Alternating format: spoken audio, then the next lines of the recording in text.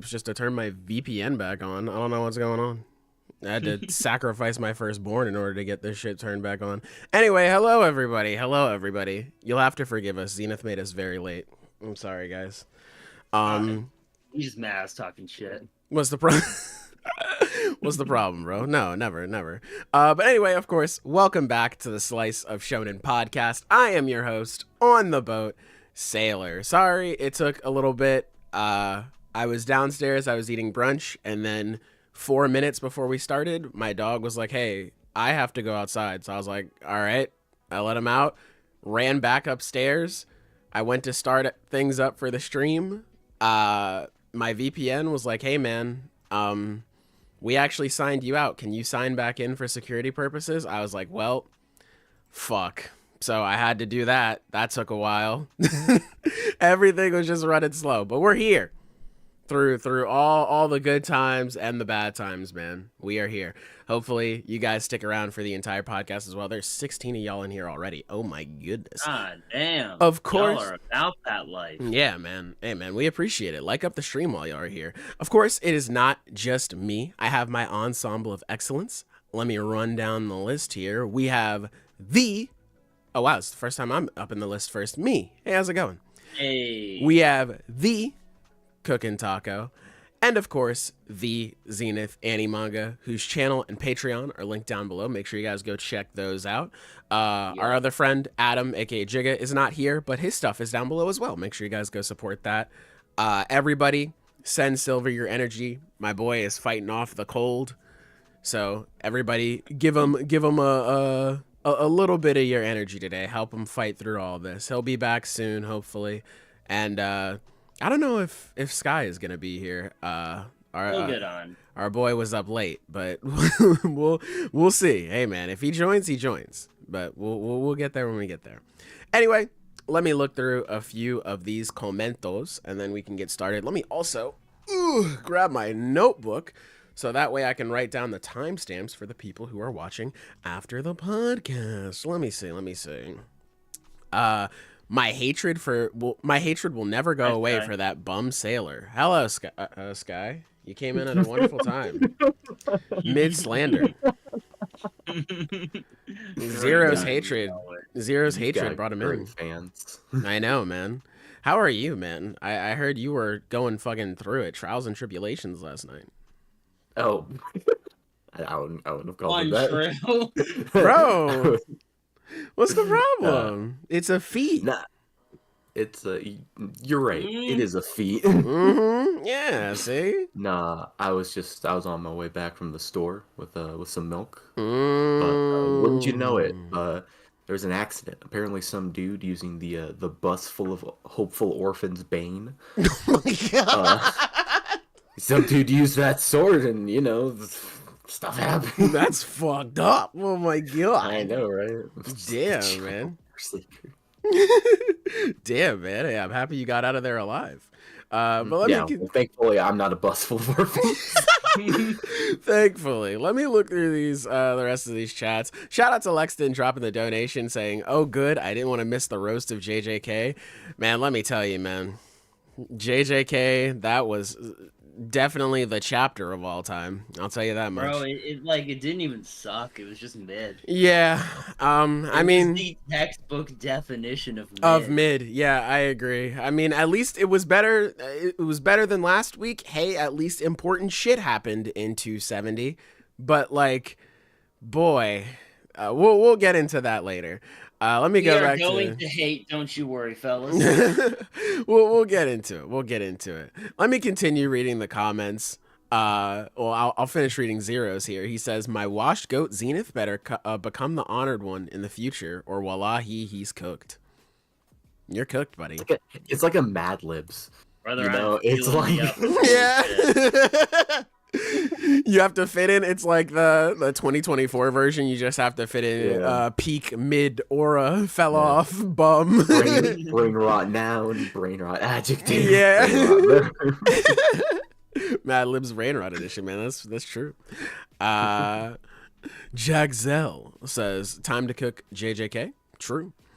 Let me say, Sage saying, fellas, I'm afraid to say JJK was only fine this week and not peak like usual. A dark day in history for the streak has finally been broken.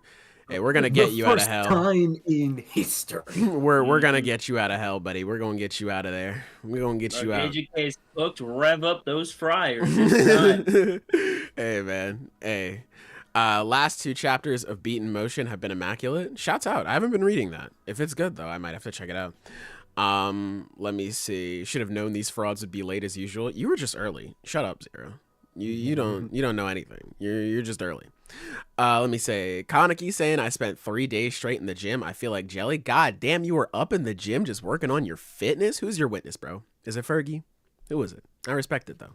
I respect that. Keep up the grind, man. I need to go back to the gym myself. I was working out for a bit and then, life happened. That and just making videos, so a whole bunch of shit. But anyway, I do need to get back on there. Chainsaw Man is good as always by the username Breh. Shouts out. Let me see. Chainsaw Man got my interest back, not gonna lie. I'd stopped reading after that whole aquarium storyline. Damn, bro, you missed the fall off. So long ago. Yeah, I gotta say. you missed the fall off, bro. You missed the it was really good. Bro, missed up to the Falling actual Devil. fall off. Yeah, Falling Devil, and then it actually fell off, and it was funny because everyone was like, "Oh, fell off after Falling Devil. How cute!" But yeah, these recent chapters have been very, very good. Leo Dog saying, "Yo, yo, yo, let's go." True bars. How do you feel about Ichi the Witch? I don't know. The latest chapter was actually the best one so far. I thought it was really cool. I like it. I like all the chapters we've gotten so far. Yeah, I don't know. But yeah, is Bro isn't very reading good. it. I'm not at all. Fraud. I don't even know who Ichi the Witch is. I'm sorry to say. It's the new manga that started like a few weeks ago. It's Oh, okay. What is it? What's the art? It's the what's the series? It's the again? artist from Act Age. Act Age. That's right. And the writer okay. for Iruma-kun. Iruma-kun, yeah. I've been meaning to check Yeah. that out. I've been catching up on Yeah. Undead Unluck the whole time. Yeah, I've been just That's oblivious. so fucking real of you, brother. Let's go. I got to chapter 200 this morning, so I'll catch up today. I ain't gonna lie, man. You catching up on a crazy fucking chapter. I look forward to it then. Okay. Genuinely the worst chapter to catch up on. Oh, brother, I'm cooked. Cliffhanger. Oh, Sarah. brother.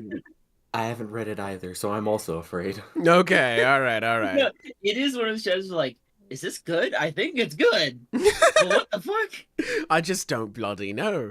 Yeah, okay. I'll look forward to it. Let me see. JJK chapter felt like filler. True. People are still trying to defend it. Hey, man, if they like it, that's good for them. I am not one of those people.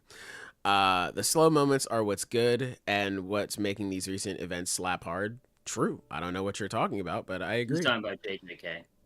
Oh, I'm so sorry. Anyway. I'm so sorry. Anyway, let me see. Why does it look like most of the effort for Chainsaw Man chapter went to Yoru's ass? Because that was the case, brother. I don't know what to tell you. That was just Fujimoto's back, baby. Yeah. It's so funny because when I saw that, I was like, oh, people are gonna go crazy. People did go crazy. There's always I made a joke. My theory is that every time Yoru appears, Fujimoto makes her lower half of her body slightly bigger. Every single time. Because at the start of the series, Yoru did not have an hourglass figure like that, dog. God damn. I don't know what's going on, but hey. That's Fujimoto, man. He's back. Let me see. Gege literally did a yuha with Sukuna's remains holding the barriers together. True. I think I skipped one. Let me see. JJK hasn't been peak for a while since Gojo died. I'm just like a disappointed father with JJK. JJK could have been great with the proper time and planning. Thinking about its potential kills me. Damn. Potential manga. Let me see. I genuinely think people who didn't mess with Chainsaw Man's... Oh, you're talking about Chainsaw Man. I can agree with that. Chainsaw Man Part 2. I mean, not for like the months where nothing was happening, but like when we had the genuinely slower moments at the beginning where plot was still going on, I can agree. I like the slower moments of Part 2. Fair enough. Yeah. bad. Never mind. You, I'm not sorry for you, but never mind. You know what? We were you're in cooking. I threw his ass under the bus for no reason. Hey man, it's cool. I We get it. apologize, man. Binging Chainsaw Man could be a whole another experience. True. Let me see. Hurt Undead Unluck probably getting canceled, bro. What? No, it's just so ending. not. It's just close to the end. Unmoved Unselling going crazy, huh? That's tough. That's tough.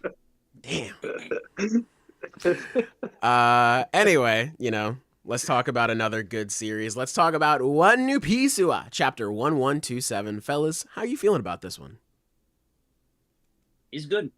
We're so back. We are so fucking back. Combo man. attacks are so back, bro. God, dude, I missed them doing combo attacks, man. This shit is so old school. It's such a throwback. I love it. This chapter really feels like a old, like pre-time skip chapter. That's definitely the vibe it gave me. Absolutely. It's fun. It's one of those things where we're back in the beginning of a new arc, so it's just gonna be like this for a long time. Hey man, I don't mind. Yeah, I love it. Yeah. I'm not complaining at all, but this is just the way Oda has started every arc ever, where it's like it starts off slow, we slowly get introduced to the island and the people in the island, and it just building up all the mystery. I like it. I have no fucking clue what's happening. Yeah, neither do I. So I'm gonna be honest, I don't even have a good theory. It's shit's just going on. because okay, we know for one, they're on Elbaf. Yes. That's the big thing. I mean, just based on the beginning and what they do, it's that's the one thing we can know for sure, probably. Mm-hmm. Another thing is this area they're in is clearly It's a Lego house. It's a Lego thing. I don't think they're I don't think it's meant to portray they're shrunken or anything. I don't think it's that kind of deal, but it's clearly meant to be some kind of construction of some sort, maybe due to someone's ability or something. I don't know. Mm-hmm. I think what it is, some giant. It might be Loki. I think makes it the is most Loki sense. because of the shape-shifting thing going on. I think that's a very trickery type of thing. Yeah, he's a trickster. I think Loki somehow, some way, teleported them or kidnapped them. Somehow he got them from their ship or the giant ship. Yeah. And he's put them in this place, and this place is a Lego set he built. Because that's the thing is, it's a giant castle to them, but to a giant, it's a Lego set. Yeah, it's like a person playing with Legos. Yeah. And all the things they're fighting are giant to them, but it's a cat. The cat's a normal size cat to a giant. The bees are normal size bees to a giant. Everything is are they though? giant, but Because look at the cat. No, I mean in the sense of just what the giants were saying later on in the chapter. It's the big ear beast fell. It's who the fuck could beat that giant thing? So is it really small?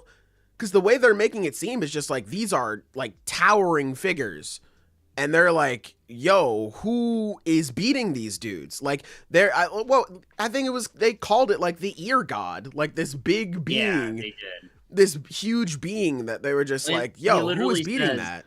Impossible. What could possibly cause that Titanic rabbit to fall? Yeah. So it could just be an illusion to make them smaller, and the Straw Hats are even smaller somehow. I don't know, but I think these things are still pretty big for what's going on, for the giants to be saying that.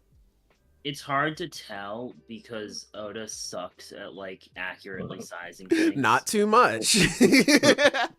That was a very dangerous way to begin a statement. I think you ended up in a safe place. Just be careful next time. I'll never forget when Taka was yeah, Katakuri is 19 feet tall. I was shut the fuck up. You're lying to me. You're actually lying to me. No way. Yeah, no. He pulled that shit up. 19 feet, man. Dude's a titan. So, know when they were making pirate warriors, they're fucking please help me. Dude, when I saw Kuzan standing next to Tashigi, I was huh? What the fuck? Kuzan's barely dick-sucking height for Kagurabachi. I don't really know how to interpret the ear god statement, because that's the only thing that's a bit off to me. Because the bees and the cat are just normal size to a giant. Like think of a Lego set, and then think of a cat in the Lego set, and then think of you standing by the Lego set.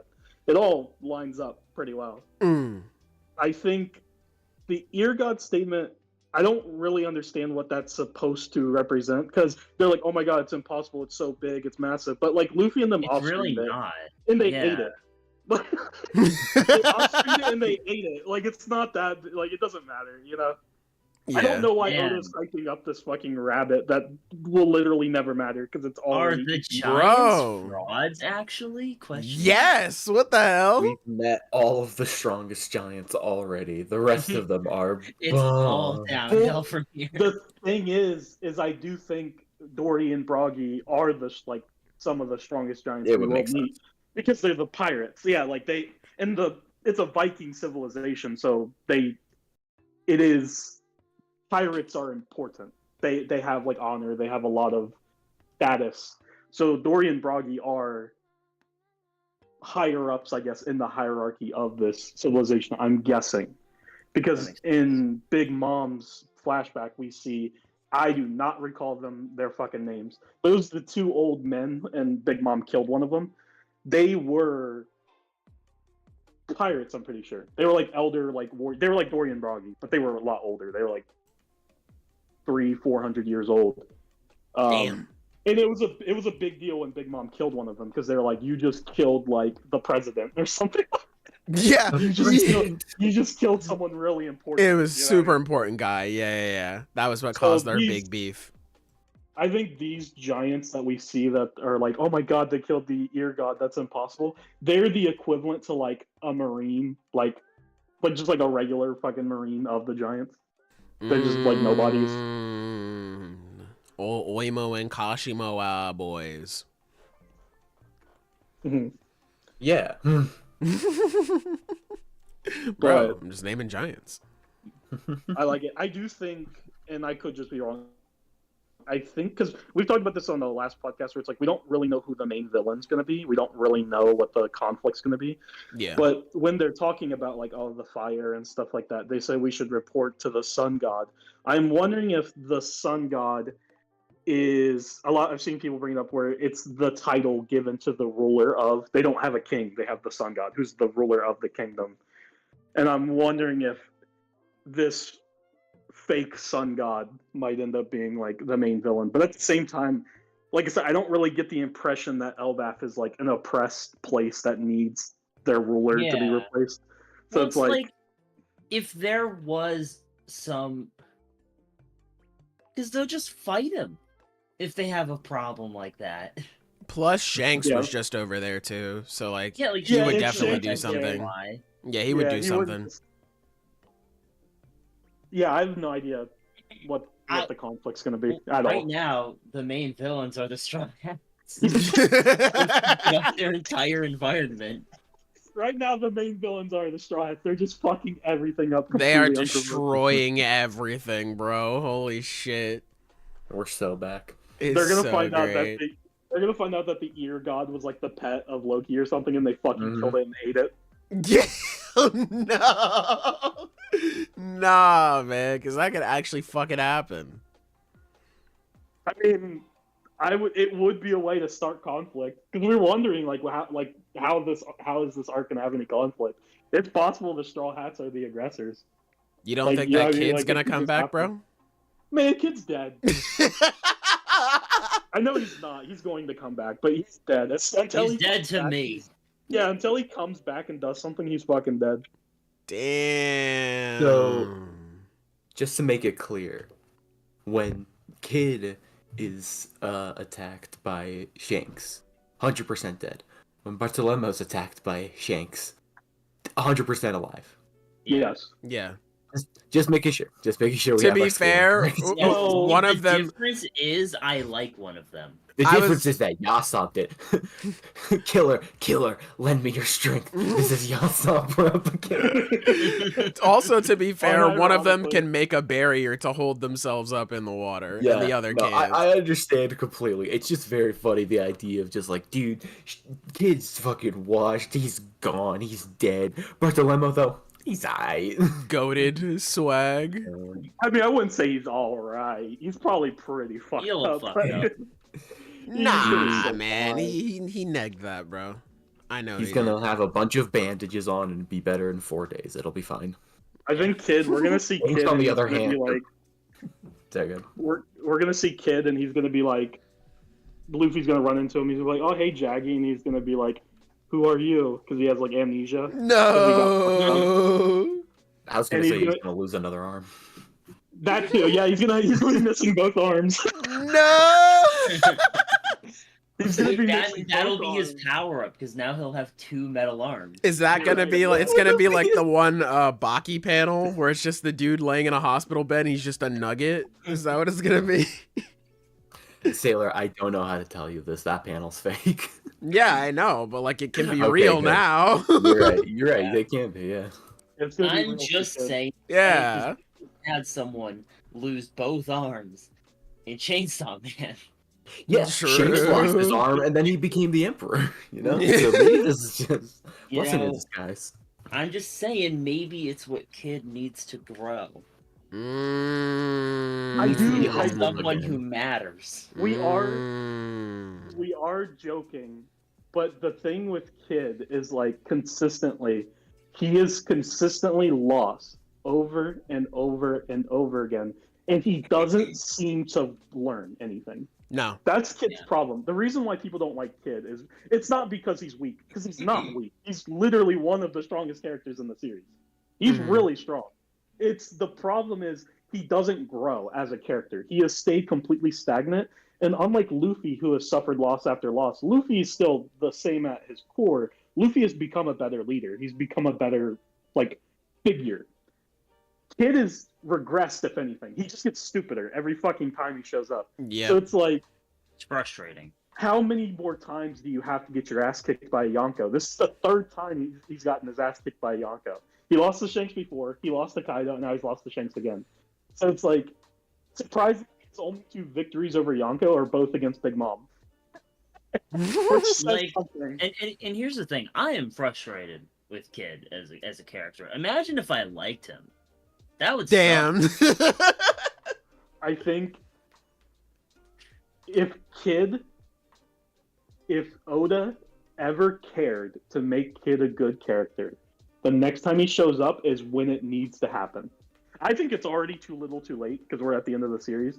But I think this loss, because this is, I think, the biggest loss he suffered. Oh, absolutely it It's is. and yeah. What's a I think it's pirate lost without against- his ship?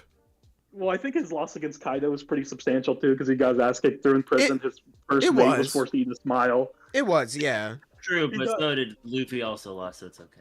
He came back from that loss. Yeah. But Mhm. this loss is like pretty total. Like he fucking failed. Yeah. So when he does show back up, I don't know what role he's gonna play exactly. I don't know how Oda's gonna do it. But if he ever was going to be an interesting character, this will be the time to do it. And if he's not, then he's not. It's over. Like it's really over. It's not over. It's just done. Yeah, man. I don't know what to say. Kid. Hey, man. It's fucked up what they be doing to you over there, man. Hey, it couldn't happen to me. I hope it works out for you soon.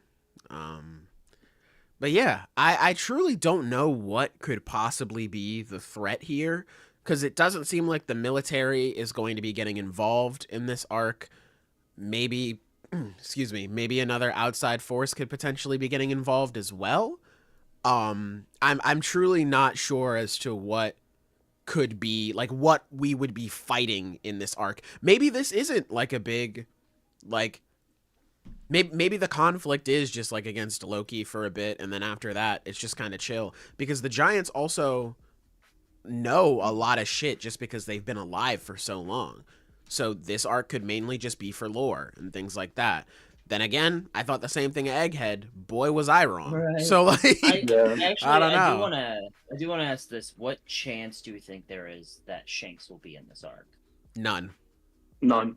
Yeah, I didn't think so. That sucks. All right. Because he would have just stayed. Oda would have just made him stay. Yeah, if he no, wanted him to I be involved. know, but like, That would be crazy if Shanks spun back to Wano and is like, yeah, I fucked up Bartolomeo. So what? Like, damn, well, man. I mean, there was the video that Morge did recently where it's like, Shut up, that's gonna cost Morge. John. Genuinely, I Yeah. think that's one of his best videos recently. Like, It's that a was really good video. Morge has been on a roll, man. He's cooking.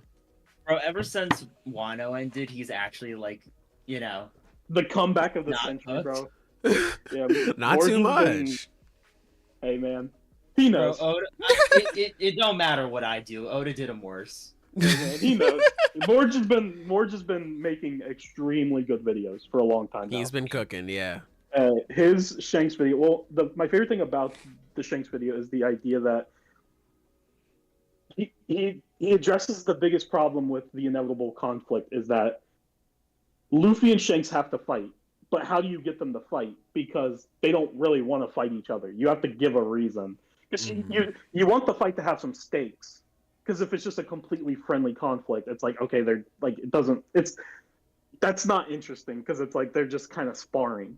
So now Luffy has an actual reason to fight Shanks because he hurt one of his friends. And that's good writing because it delivers on the lesson Shanks taught him in the first chapter. You never let someone mess with your friends. That's good. He managed to keep the through line over 1,000 chapters. Insane, bro. That's really good.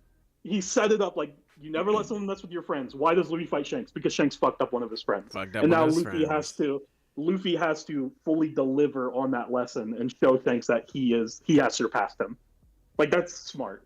That's such a Also, crazy it even has thing. like something that I don't even think was mentioned in the video, but like it also shows how that conflict kind of perpetuated itself because Usopp was doing the exact same thing. Shanks was showing some level of mercy, and then Usopp was like, "That's cool, but he still fucked with you." Mm-hmm. Yeah.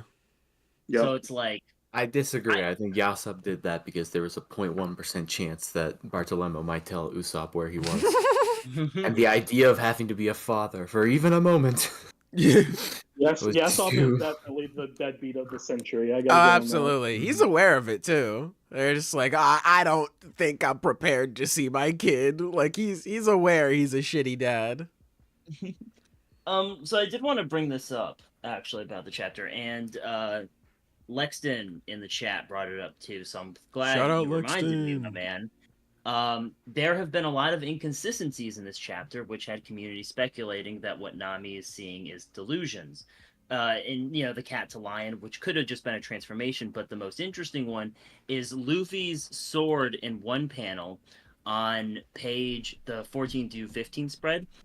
When he's on top of the cat, it looks like he has a sword, but on the bigger panel right below that, he has an axe on him. Like that's just a really weird inconsistency. And a lot of people were calling that out as like, man, Oda's cooked. But it's like, When he attacks too, he doesn't have anything on his back.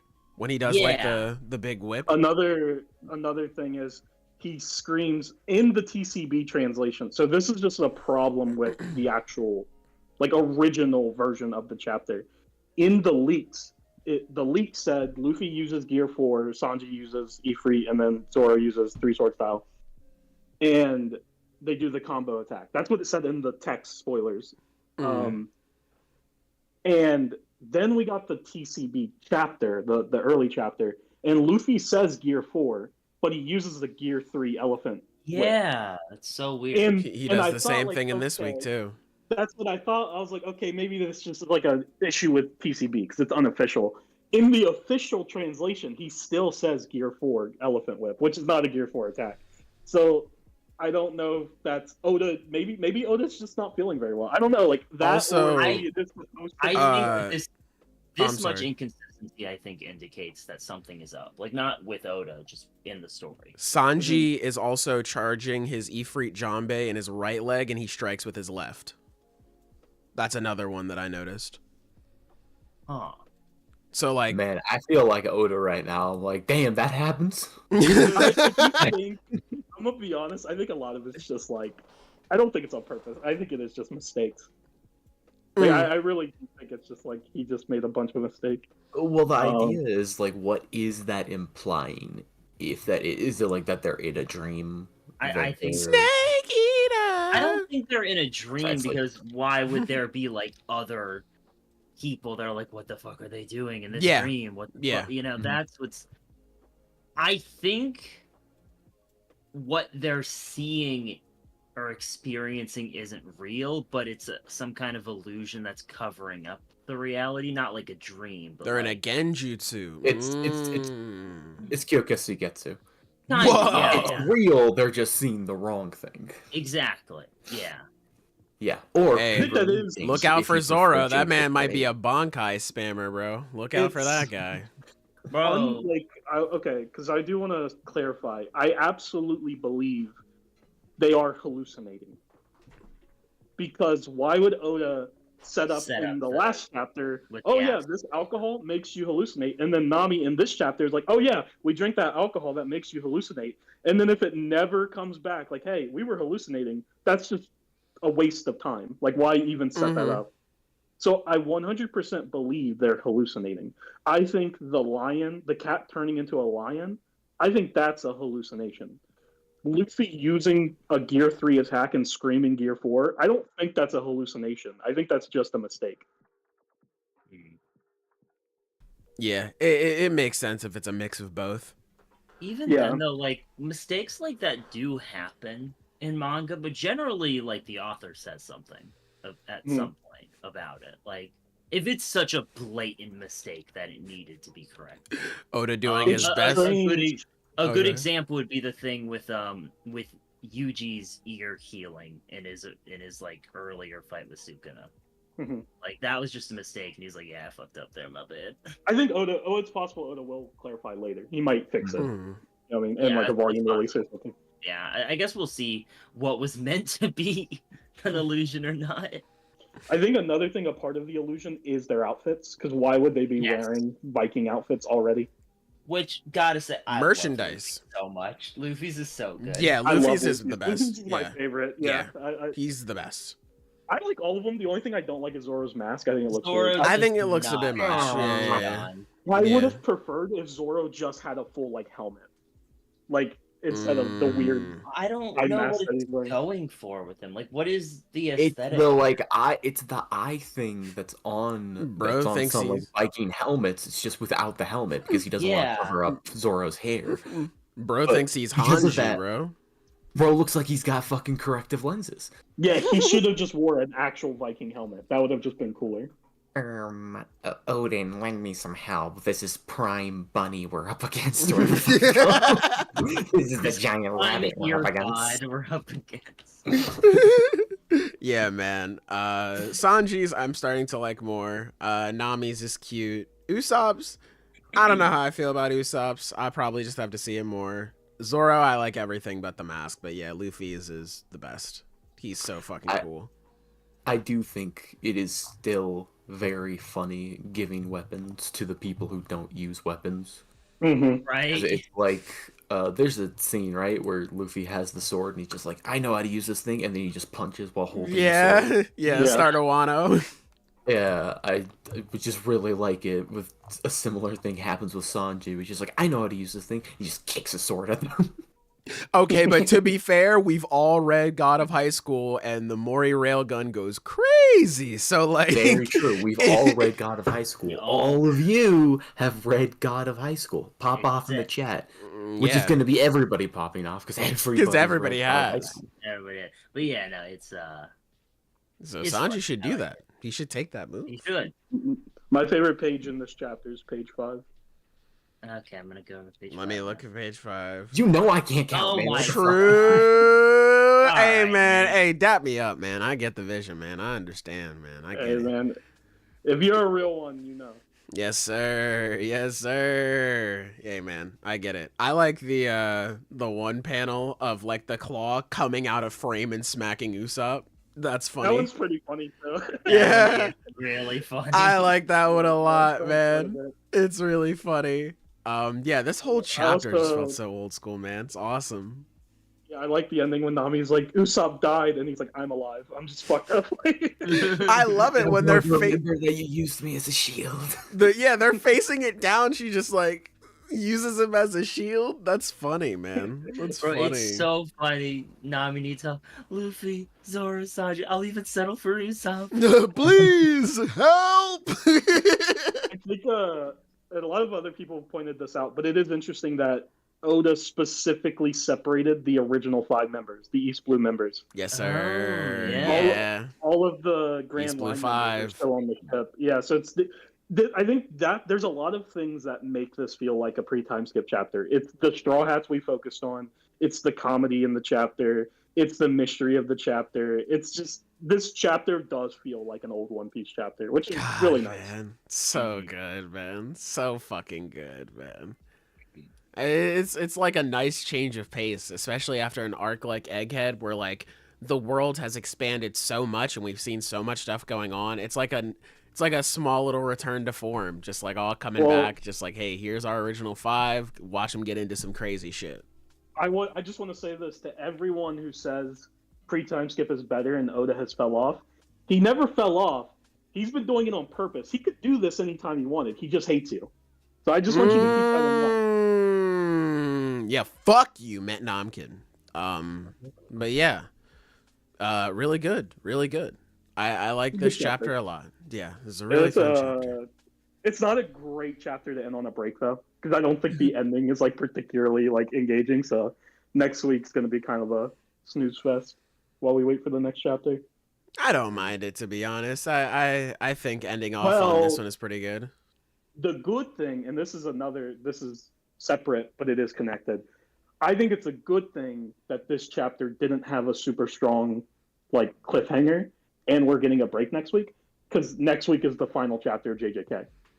Oh. Mhm. Oh. So Wow. So it's just next week's gonna be whatever Oda did would be wiped away by JJK anyway, so it doesn't matter Yeah. because everyone's gonna be talking Bros about that. gaming, this is every single author takes a fucking break. They just JJK, the first ever issue of Shonen Jump with 1 chapter. It's the most bought edition ever, and it's also the most burned edition ever. They Yeah, call I it that edition. They call it Jump Jutsu Kaisen. That's what they call it. I don't think he did it on purpose. I just think that the universe just aligned that way. It would make sense Mm. for Oda. That would be consistent. Yeah. Yeah, man. Yeah, that makes sense. That makes sense. But yeah, hey, I'm glad to be right. Sad that Oda hates me then. Hey, man, you get used to it. It's okay. But yeah, is that everything you guys want to say about the chapter? You guys, you ready to move on? Yeah, let's move on to mid. True. Yeah. So next up it is. on the docket is Oh, it Jujutsu is good. Kaisen Chapter 270. We have one Thankfully- chapter left, man. How do you guys feel? Thankfully, I Um, did not read this chapter, so you guys go ahead and You literally did not I miss think- anything. With many of these chapters, I have felt annoyed or disappointed. I just didn't feel anything with this one, like, Yeah. because I get it, right? With a lot of, I feel like something that JJK lacked, and this has been, I'm not original for this. This has been something that's been talked about for years at this point. Is it just does not really care about some of the slower moments, and this whole chapter is slower moments, but it's the ending, so it just doesn't feel like that earned.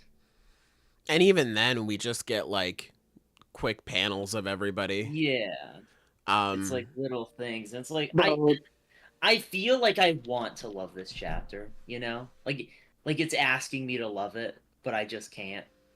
To me, this genuinely just feels like a You're regular Yasop. chapter. You're Yasop, this chapter is Usopp. It wants so desperately for you to love it, and you're just not gonna do it. Yeah. Dude, having a filler chapter as your second to last chapter is It's devious, bro. crazy, bro. That's fucking. Dude, what a waste of everyone's goddamn time. It's actually I can't believe it. My goat might actually be a terrorist. I can't believe this, man. This shit is so crazy. Like, I remember reading, because I saw the leaks, and I was just like, huh.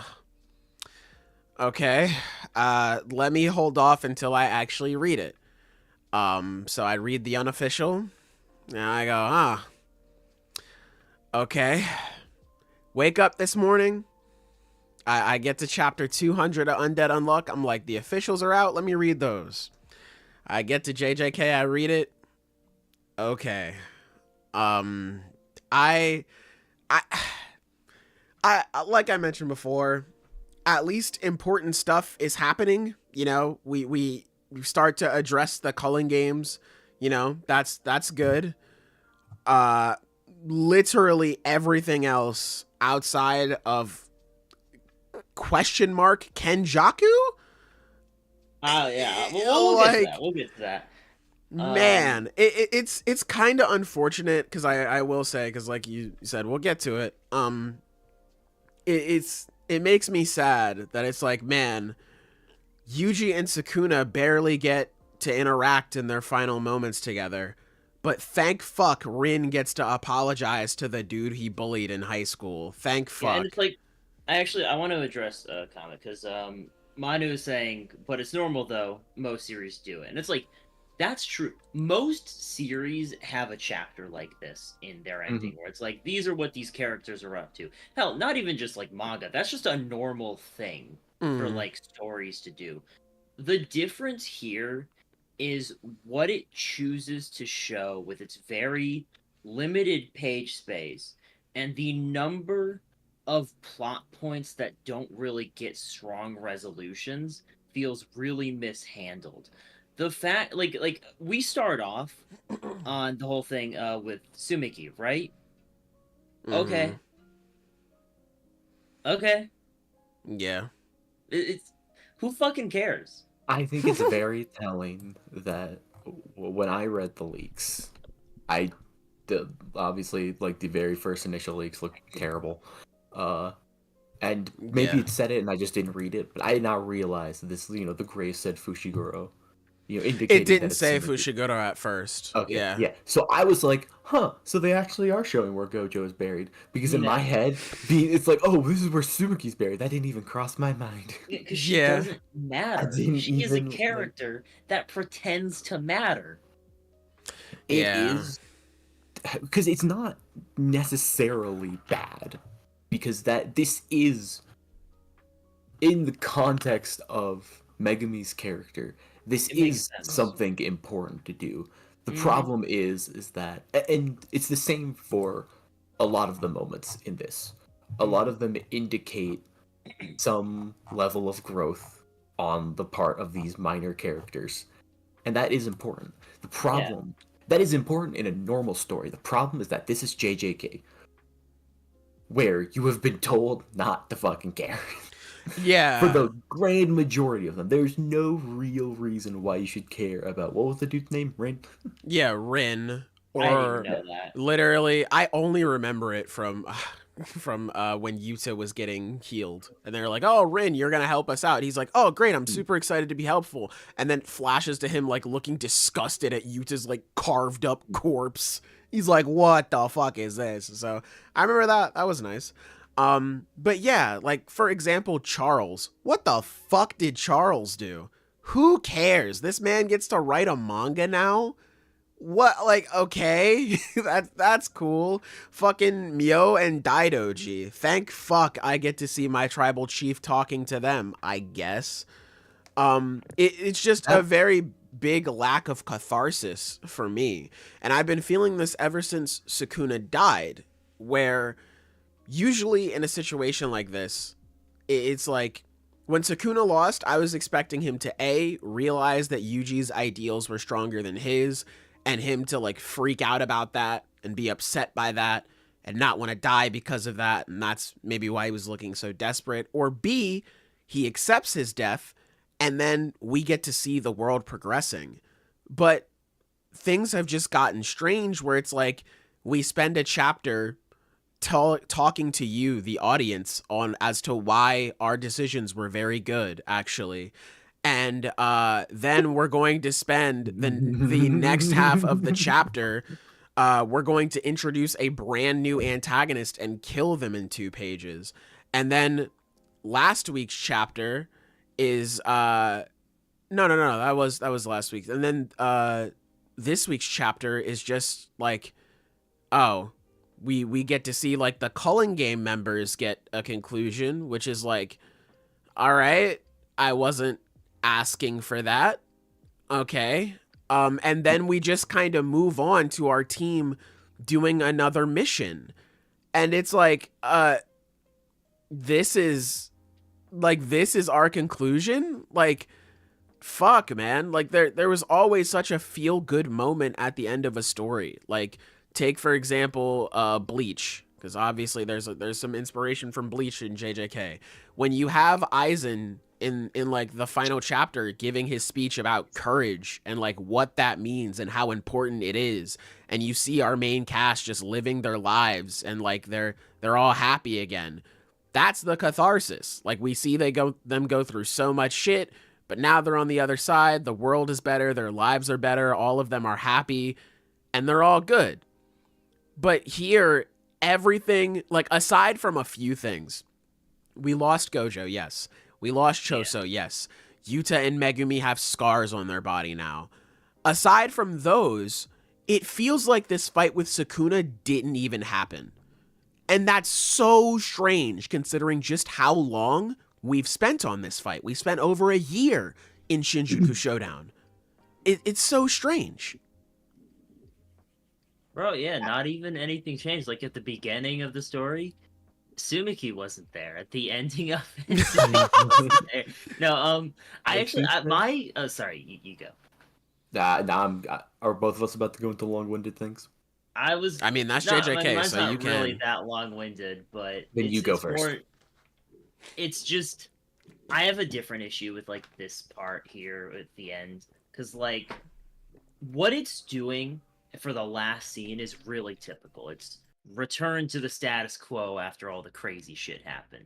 You know, we're showing the main trio do a little mission together like the old days. The problem, they did that once. It's not really a return to the status quo. It's not... Normally, this kind of thing is really satisfying to see because you're seeing them after having fought so hard and gone through all these trials and tribulations, that they are returned to the good old days. But, like, the good old days lasted an arc. Like this sort of thing where they, like, you know, go on a mission together and do stuff, that was one arc. And it's just, you can extend that more to, like, maybe the sister school event and stuff, but I'm just saying this type of thing... They weren't even together in sister school.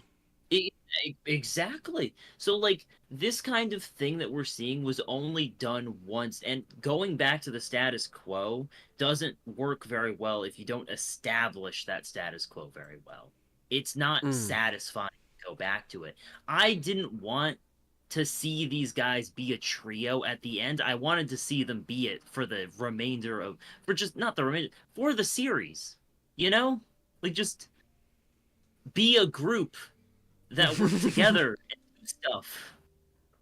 True. And it just, instead of feeling satisfying and gratifying to be here, it just feels like a here damn. Like, here, you can have this now. Yeah. Everyone's happy, man. Fucking fine. I'm so glad you saw fit to, like, pretend you wanted to give the things that you set up. Cool. Yeah. It does not work for me. I think that... He is thinking. I'm having one of those headaches with pictures. A thought? Yeah! So, I think that with this chapter, it is kind of making clear what it's kind of been clear for a while, but it's making definitively clear what the thesis of the whole series is. Which is that things don't really change that much. Because they do change, but not that much. We can see that with Rin, where he goes to, apologize to the one dude, and I prefer the TCP's translation, obviously. But he goes to apologize to the one dude, and when he walks away, he goes like, "Ugh, I just wanted to fix things," indicating that like even though he got this resolve to like make things right, it didn't really amount to anything because the dude didn't listen to him. And beyond that, just small example, the world is largely the same. A lot of things have changed, but they're treated as just things that like, oh well, we're gonna have to deal with. That's the whole point of the stuff with Maki and the two reincarnated guys. Is it's just her explaining like, yeah, so this is the fallout, I guess, that like a part of Japan's basically just gonna be for reincarnated sorcerers and curses, and like we'll have to go deal with America at some point, but like whatever, we'll deal with that. Insane, bro. I know. And like that cements this idea that not a whole lot has changed in a way that kind of calls back to what Yuji realized at the end of Shibuya, which is just like, cogs in a system. We have our purposes, and I'm just gonna keep doing it. I think that after everything that's happened, he has a lot more optimism about that. As far as like, the little moments in life that occur along the way that make it a life and not just a role that's being performed. And additionally, we see little changes like old dude Gakukuji?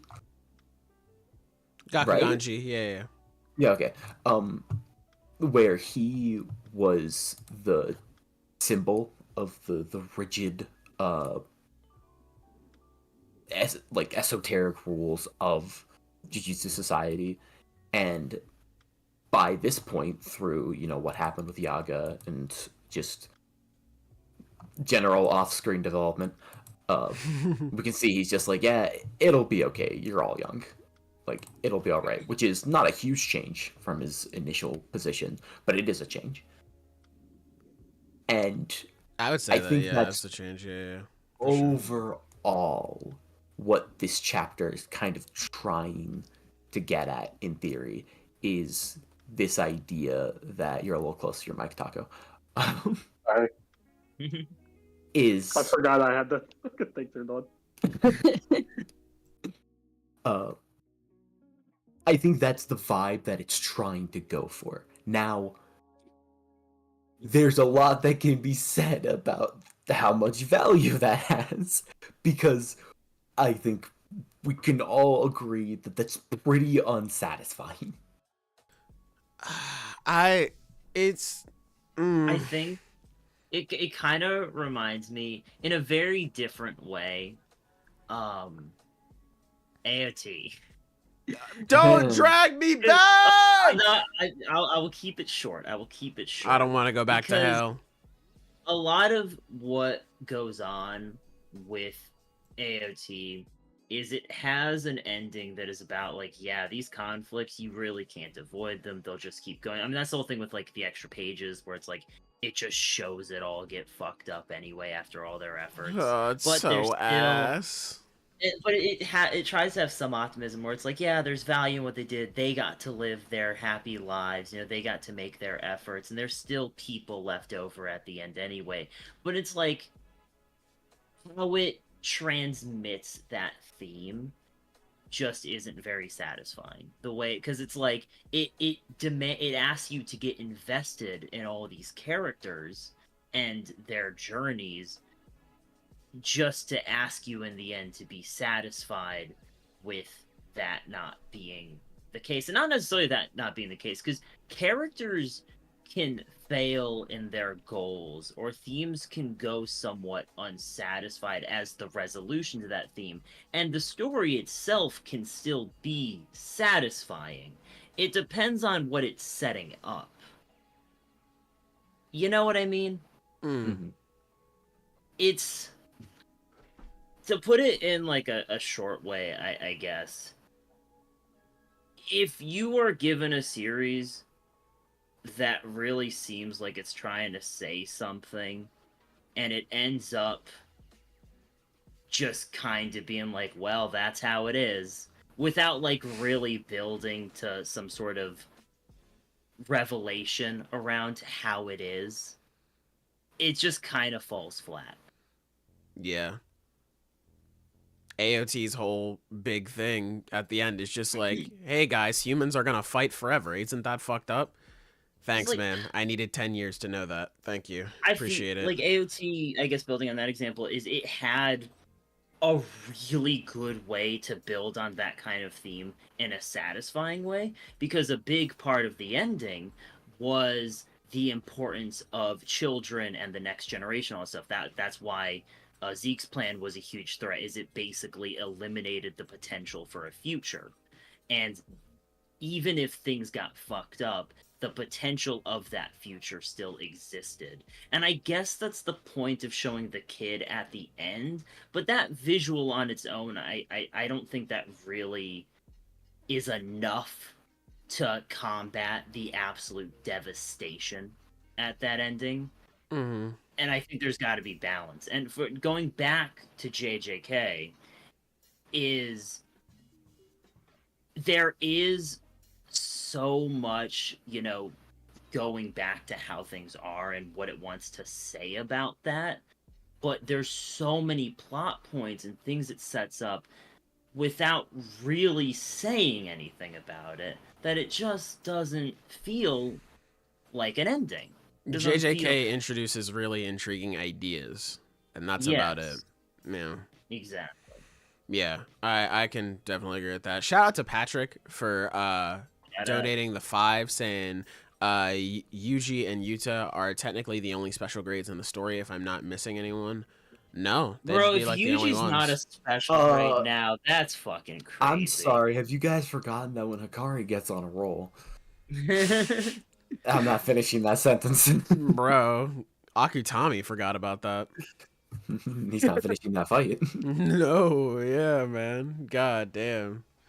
Yeah, it is it just feels so strange for Jujutsu Kaisen. Like I am so shocked that after we just beat the baddest motherfucker alive in Sukuna, we just go, all right, anyway, and we just go back to how things were originally. Like that's my big thing with this chapter. It's just like it's so hard to feel anything because like I want to see more stuff with our characters and like them talking and really processing everything and like building towards a satisfying conclusion. And like I want that outside of them going, well, hey guys, our plan was really good. Don't you agree? Don't you agree, audience? Don't you agree, right? You agree? Don't you agree, audience? Yeah, I want them to actually like process these emotions and things like that. Or at the very least, if you want to argue like, oh, well, they already did that. They talked about the whole battle in last week's chapter, blah, blah, blah. Like, okay, but I still would like to build towards a satisfying conclusion and not just have a nothing chapter dropped on my lap. A second to last chapter. We have 1 chapter left. What the fuck is going on, man? Like, literally anything. At this point, Jujutsu Kaisen could end mid-conversation. Like, I don't even know, like, what we're doing. I don't know the grand statement or I guess like the mission objective of the story. There's just so much stuff that gets introduced and doesn't really get elaborated on. That's a big reason as to why I don't like culling games so much. But like it's especially weird now for the end game of the manga, where I feel like we should be hammering home like some sort of like ending. Like, our characters have suffered so fucking much Our characters have gone through so much death and pain and destruction and so much hurt because of this cycle of curses. And we ended that cycle of curses when we defeated Sukuna. It was stated in the chapter, and it was stated back in Culling Games, where it's like, as long as Yuji and Sukuna exist, this cycle will continue. We just broke the cycle. What are we doing?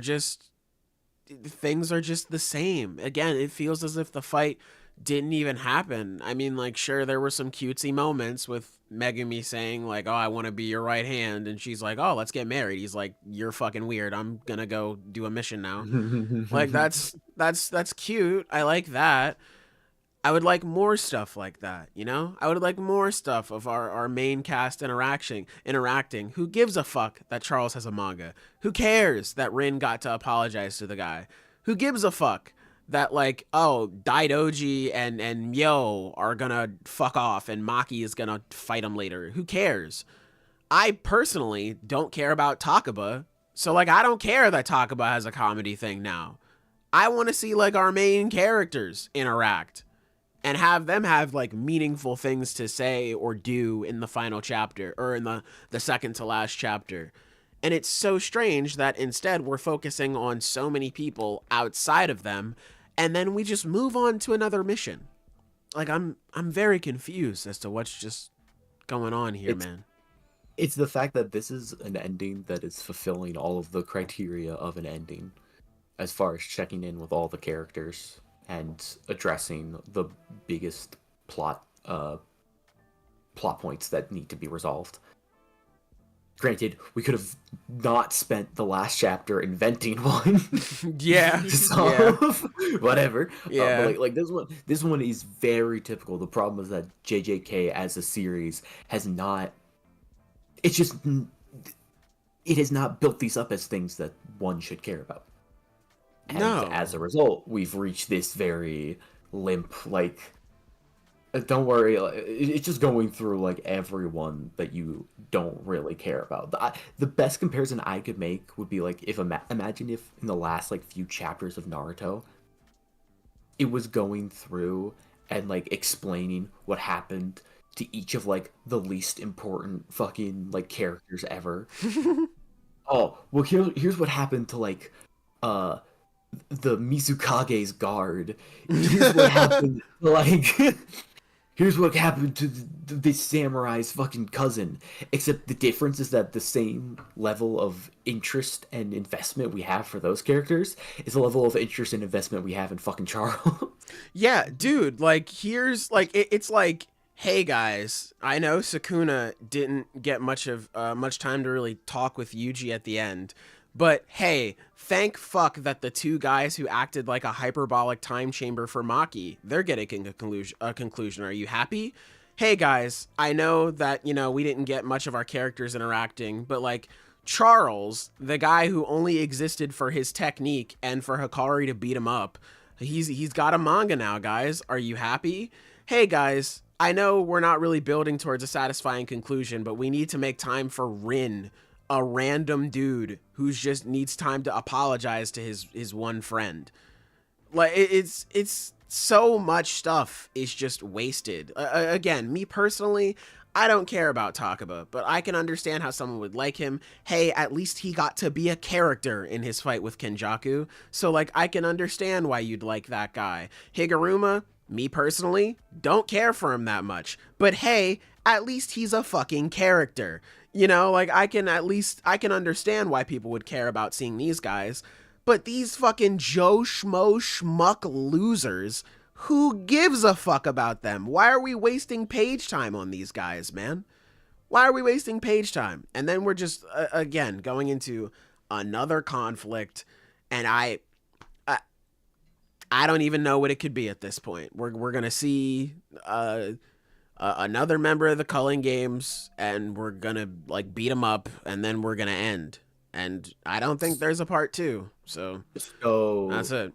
That's a good point to talk about something. Go ahead. The name of this chapter is A Dream's End. Yes. And technically speaking, I'm first of all, I'm just saying what other people have said, and there are some inconsistencies in the chapter. One of the most notable is when Megami is talking with Hana. When he says like, "Oh, I'll be your right arm," the scar on the left side of his face is completely gone. Let me see. Yeah. Oh yeah, and it is. That is literally like the page where he has the scars on the right side of his face, and the page before he had the scar on the left side of his face.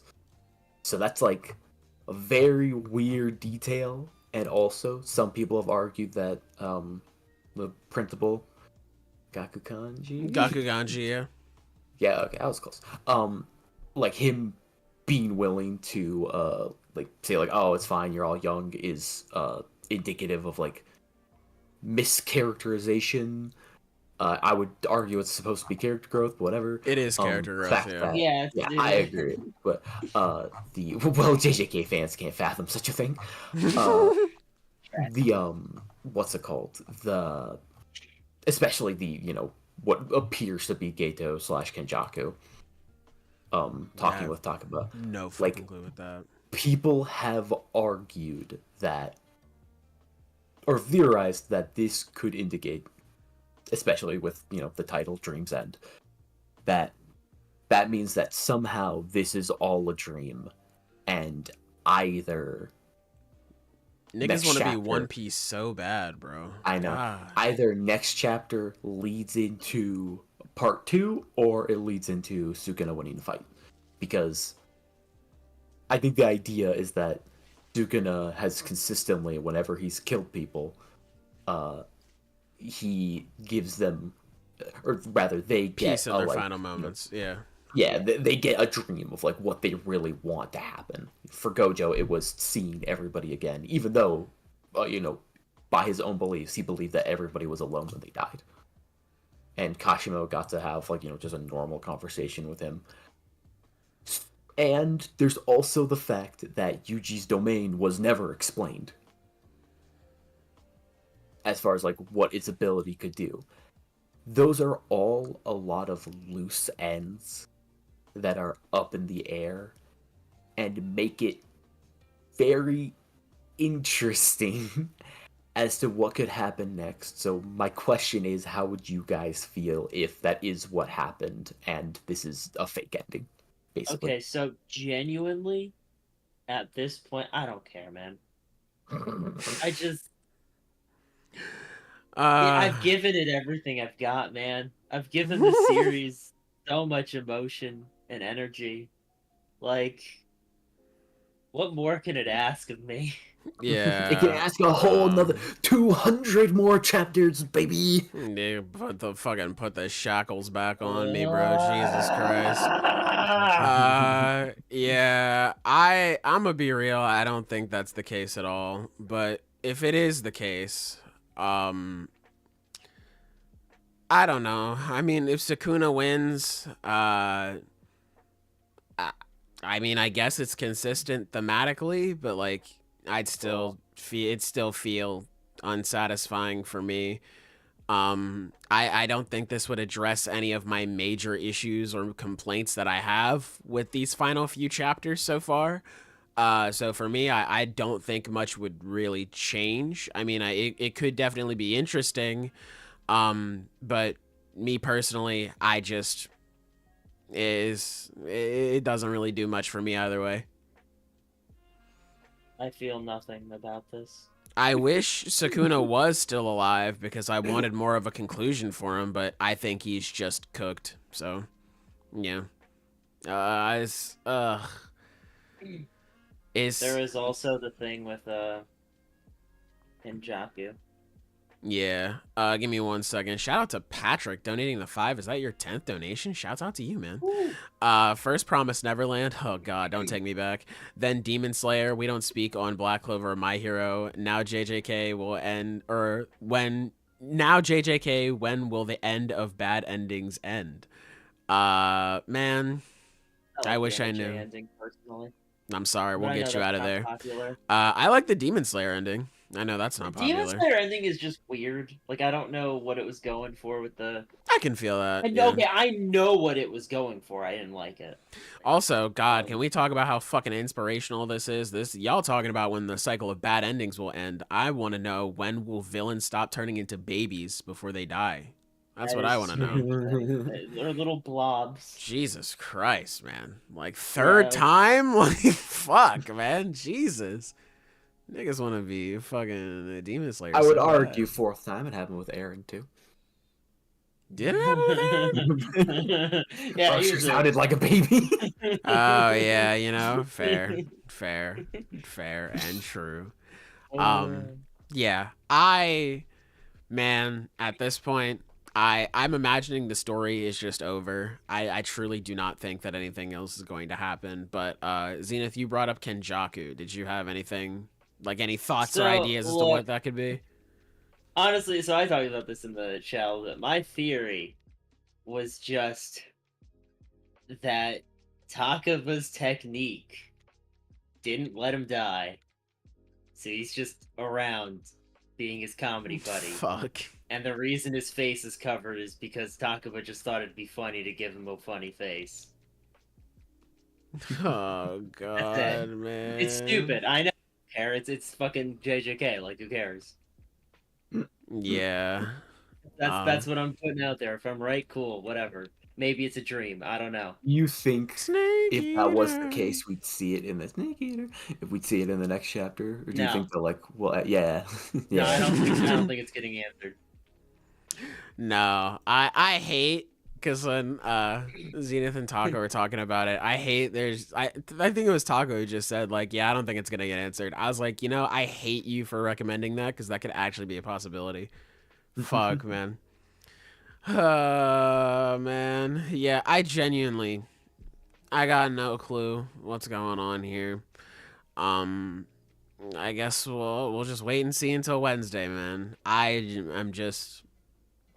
This is a definition of mid for me. Like, this was Wednesday, just... it's so weird. Yeah, that's when leaks drop. JJK leaks are weird. Yeah. Hey, man, So, they'll be like- dying with But- JJK, man. It'll be cool. You know, I'm just not gonna look at the leaks for this one. I'm just gonna go full.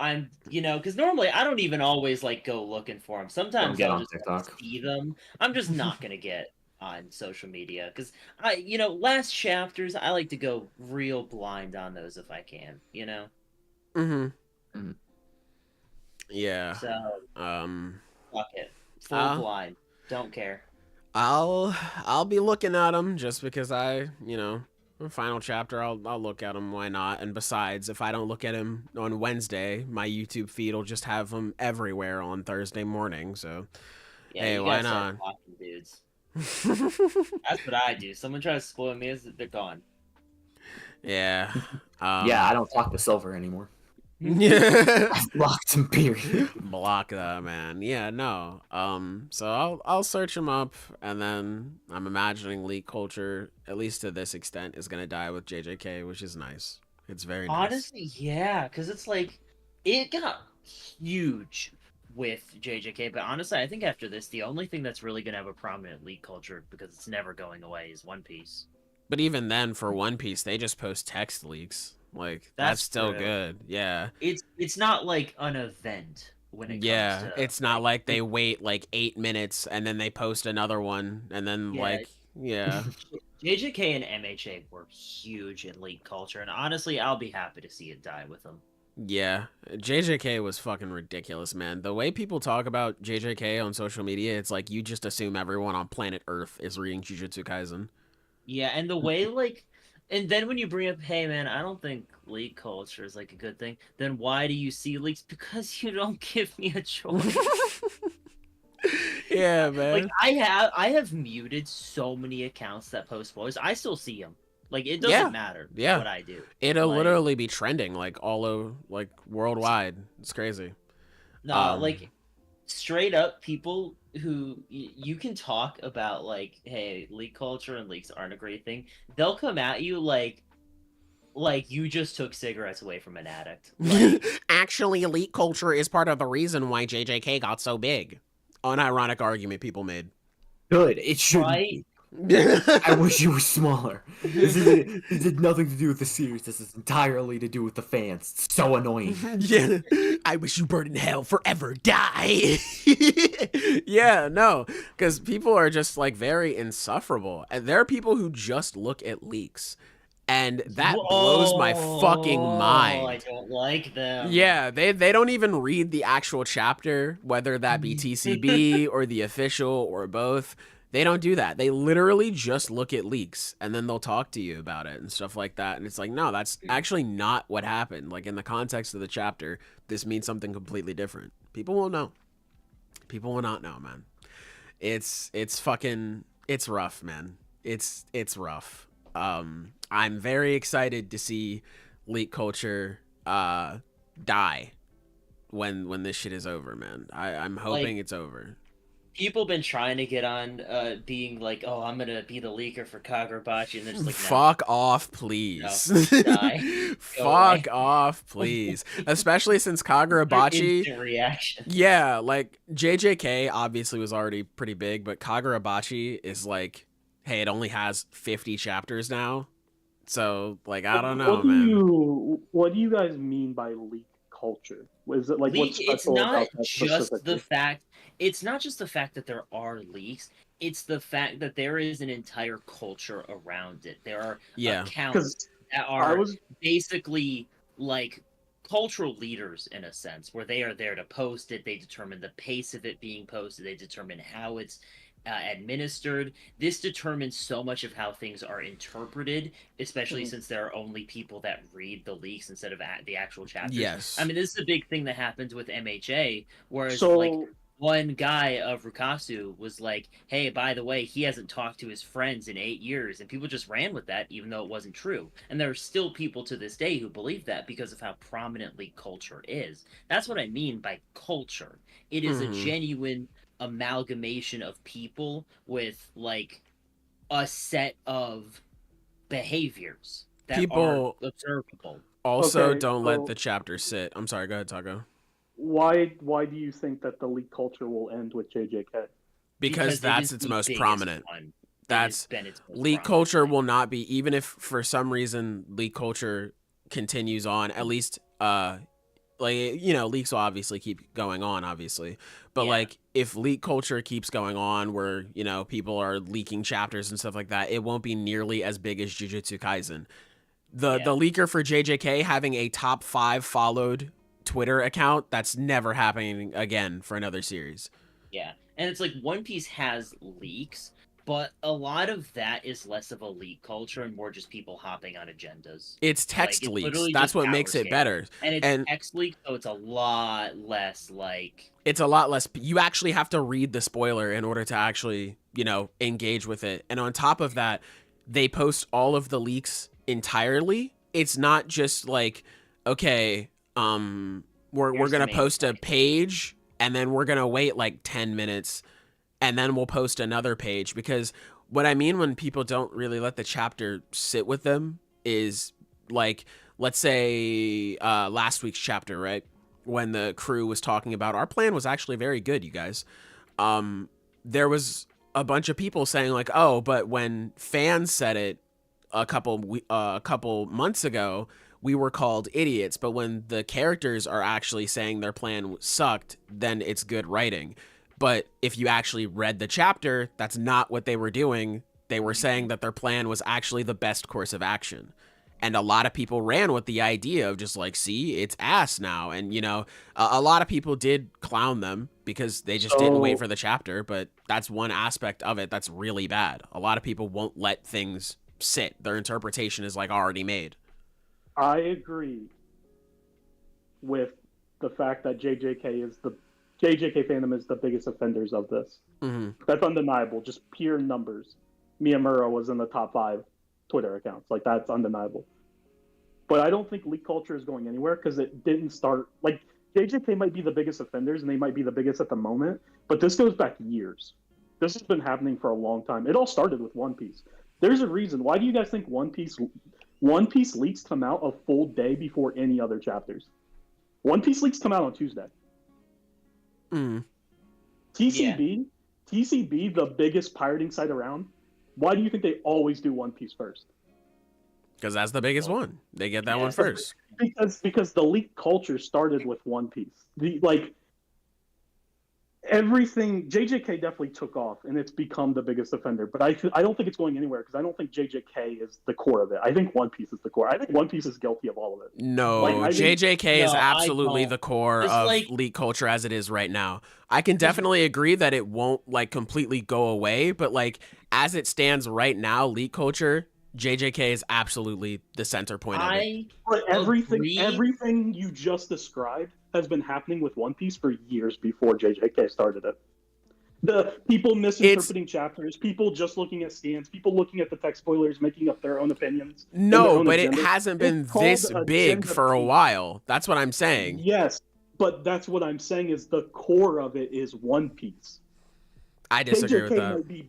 JJK might be bigger now. The core of what made leak culture to begin with is not going anywhere with JJK. It's staying with One Piece. Okay, allow me. I think one thing needs to be clarified because you're both right in your own way. One Piece is its own core in that it has been there first, and it is the root of it. But the difference with One Piece is a series that, because of how long it is now, is very hard to get into. So the One Piece leak culture, just like the One Piece fandom in general, has its strong, consistent basis. A lot of the same people just engaging with it because that's who's there. The difference, and this is what happens with newer series coming out, I think the first one that really got into leak culture in my recent memory would be Demon Slayer because of how big that got. Mm-hmm. And then Demon Slayer ended. I mean, it was literally inescapable. Oh my god. I think we all had that one night when the leaks for Demon Tanjiro happening. I ever saw leaks. Same. Mm. And it was such a funny night. And then as, reading more manga and stuff, getting more into the community, the ones that really took over was, one, MHA got really into it. There's also some stuff with Black Clover going on there, but not as prominent. And then JJK really got into it. And JJK leaks and MHA, I'm putting MHA in the same ballpark, because while MHA isn't as consistently massive, it's had some insane moments. I mean, the whole thing with the most famous moment being the Dobby's dance literally outtrended the presidential election here in the U.S. Like, insane. Fucking insane. And those two, again, MHA, I think, had a lot of insane peaks in terms of its overall popularity in leak culture, whereas JJK was just a consistent juggernaut of cultural relevance. And the problem is, they are more notable because they are easier to get into because they're shorter. And because of that, there's a lot of short-term engagement of a lot of different people coming to it every week and like looking at this, talking about it, making surface level stuff, just spreading the word, the images, all that stuff. And that's very different from the very consistent foundational bubble that One Piece is. And that's why I'm saying, and why I think Sailor is also saying that it's not going to die with JJK. But now that JJK and MHA are basically over, they're two biggest contributors to the massive surge in just discussion before the chapters even come out is going to die down, and One Piece is going to stick to its very consistent bubble. Mm-hmm. I agree. And it should also be mentioned that, again, whenever One Piece leaks drop, it's all of them. It's not just people refreshing their timelines every 10 minutes to try to get what's going on. That's another big part of leak culture that people, it's the whole event. It's an event where you have to be there and you're talking about everything as page by page comes out. Dude, they drop hints for the leaks. That is funny. I do think the thing with hints is uniquely One Piece thing. Here's the thing. So funny. Here's the thing. Hints are so starved for leaks that they have to look at. No, hints is different than the leaker just saying "Rest in peace, Satoru Gojo" hours before leaks drop. That's entirely different. That's entirely different. I understand what you're saying, but it's entirely different, bro. There was literally a meme like if One Piece fans did JJK leaks where it was just like the pair of pants walking around. It was like before the JJ like before he died.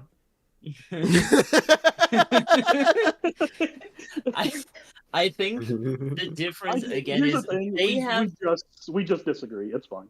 Okay, I mean I agree with both of you. I just like. I don't think leak think culture is that- going anywhere. I think leak culture is going to slow down for a minute until people find a new like series to start leaking. That's what I'm accidentally said thinking, leech yeah. culture. Fandoms are definitely getting more protective though when they've seen what leak culture has done to JJK, Here's- for example. Because here's the thing, there's the whole Kagurabachi thing where the JJK leakers were like, we're going to start leaking Kagurabachi. And everyone cooked them, and everyone was like, no, we don't want this, yada, yada. And then they're like, we're no longer going to do it. Someone's going to start leaking Kagurabachi. People are going to start looking at the leaks. Give it a couple months. They'll be doing the same shit with Kagurabachi. Okay. No, I That's definitely fair. think That's leak entirely culture is still going to be around. I just don't think it's going to be nearly as prominent with JJK gone. I don't think it's going to be, at least leak culture as we know it right now, I don't think it's going to be nearly as prominent. I think leaks and stuff are still going to stay, but all the people who are participating, they're not going anyway. They're just going to latch on to something else to do, like to leak about and talk about. They're still anime fans. They're still going to keep talking about new series. That's true, but I do think that, because I'm speaking from my perspective, I am a person who only looks at JJK leaks. I don't look at One Piece leaks, and I look at JJK leaks out of necessity, because I'm gonna have to fucking see it no matter what. So I'd at least like to see it in proper order if I can. yeah, I'd at least like to see the pages and not some girl on TikTok being like me when. So I know that like I am somebody who isn't going to look at leaks anymore now that JJK is ending, and I believe that there's at least a decent contingent of people who are similar, who JJK was the only series that they looked at leaks for, and that's it. Like, yeah, JJK is really the only series that I care about leaks for, and that's just because I have to. I can't do anything without it. man. I think that's so extremely like. JJK's only been around since what, 2018? It's not that long. We'll get a new series that's a new JJK pretty soon. Yeah, I agree, but I'm just saying that like I think it's gonna be a bit less prevalent. I mean, I think it'll be for a while. Yeah. it'll Then it's rise gonna and grow fall, again. but I don't know, dude. I can't imagine. It's so hard for me to imagine anything, at least now, getting to JJK's level of popularity. even like Demon Slayer with its insane moment in the spotlight of outselling One Piece, like it had that, but I don't think it had the same level of cultural relevance that JJK But had. Like that this is is- a different level. This of is the culture right thing, there. though. This is the thing. Anime and manga is only getting more popular in the outside world. That's true. You know It's so insane to me to say like nothing's gonna touch JJK when we're just getting started. I'm just saying it's hard to JJK imagine. is It's hard to JJK is the imagine right now. beginning of this shit. We're gonna look back at JJK one day and be like, this new thing, fucking whatever, was way bigger than JJK ever was at its peak. Like these things that's just possible. get bigger. That is possible, yeah. I don't know.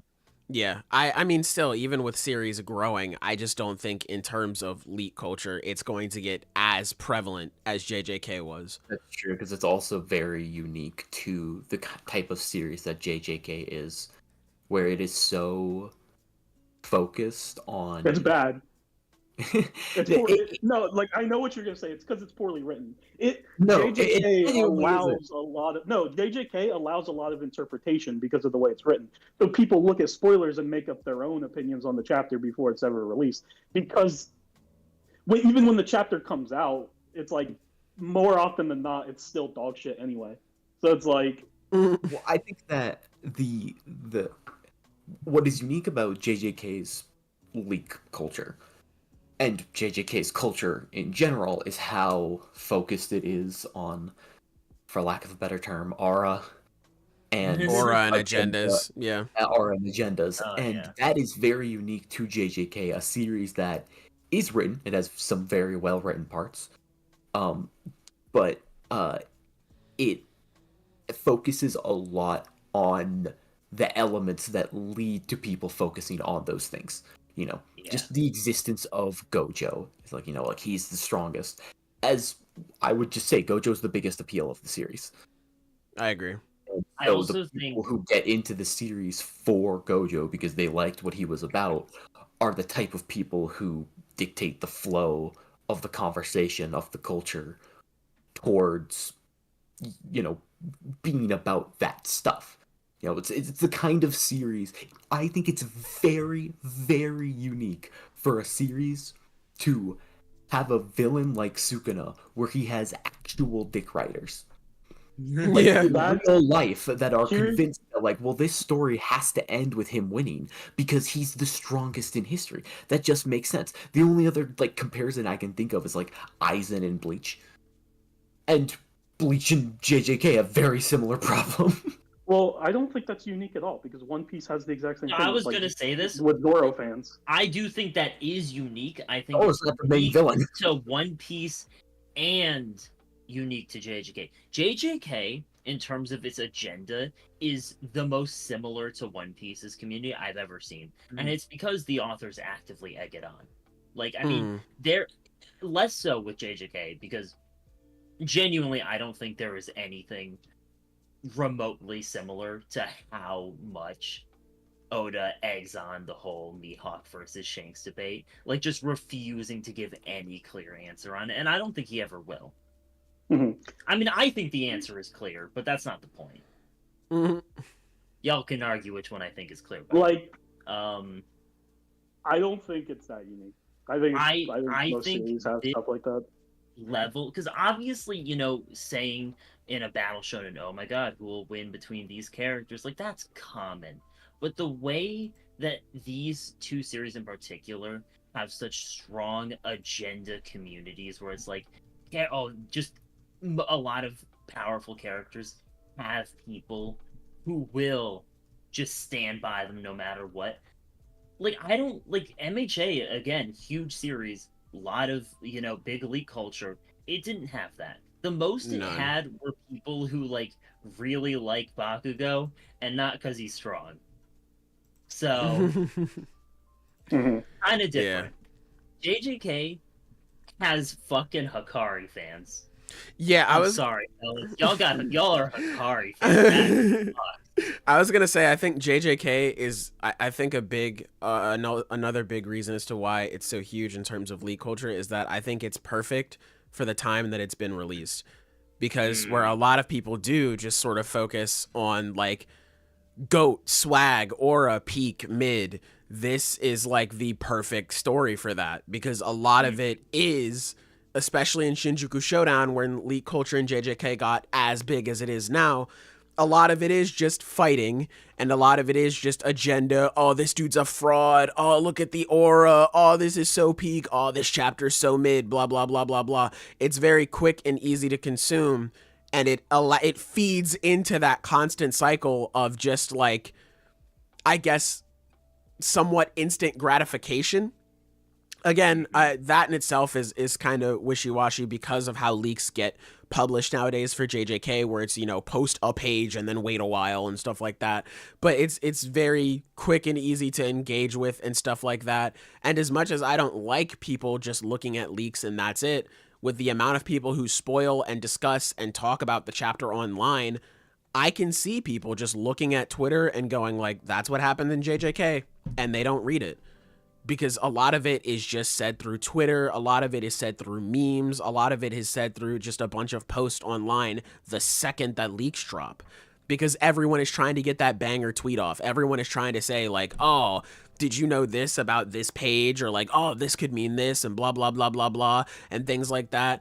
It's an entire event for what's going on. And I definitely think that leak culture will still be around, obviously. I just think it's going to take a pretty big decline for a while with JJK gone. I agree with that. Well, that's my whole point. I think JJK is undeniably the biggest of all of this leak culture, but I do not think it's unique to JJK. I don't think JJK originated any of it. Like, nothing of it is unique to JJK. I think this stuff exists in every community that is concerned with leaks. I think JJK just feels more prominent because it is the most prominent. Like, it feels like it's so much bigger because it is so much bigger. But inevitably, once it ends, these things are going to shrink for a little bit. for a little bit.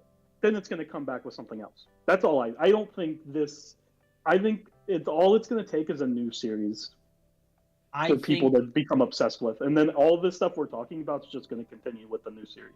I agree that something new will inevitably take its place, but I don't think it's one of those things where it can just be like, yeah, something will take its place because something has to. I think what I'm trying to get across is that JJK didn't just randomly end up being this thing. It is because of how it's written and what it is and what kind of community it encouraged that its leak culture became so prominent and the way that it is.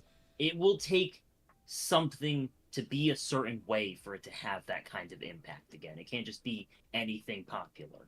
That's all I'm saying. But another thing you have to consider is Shonen Jump is actively right now, I guarantee, trying to find a replacement.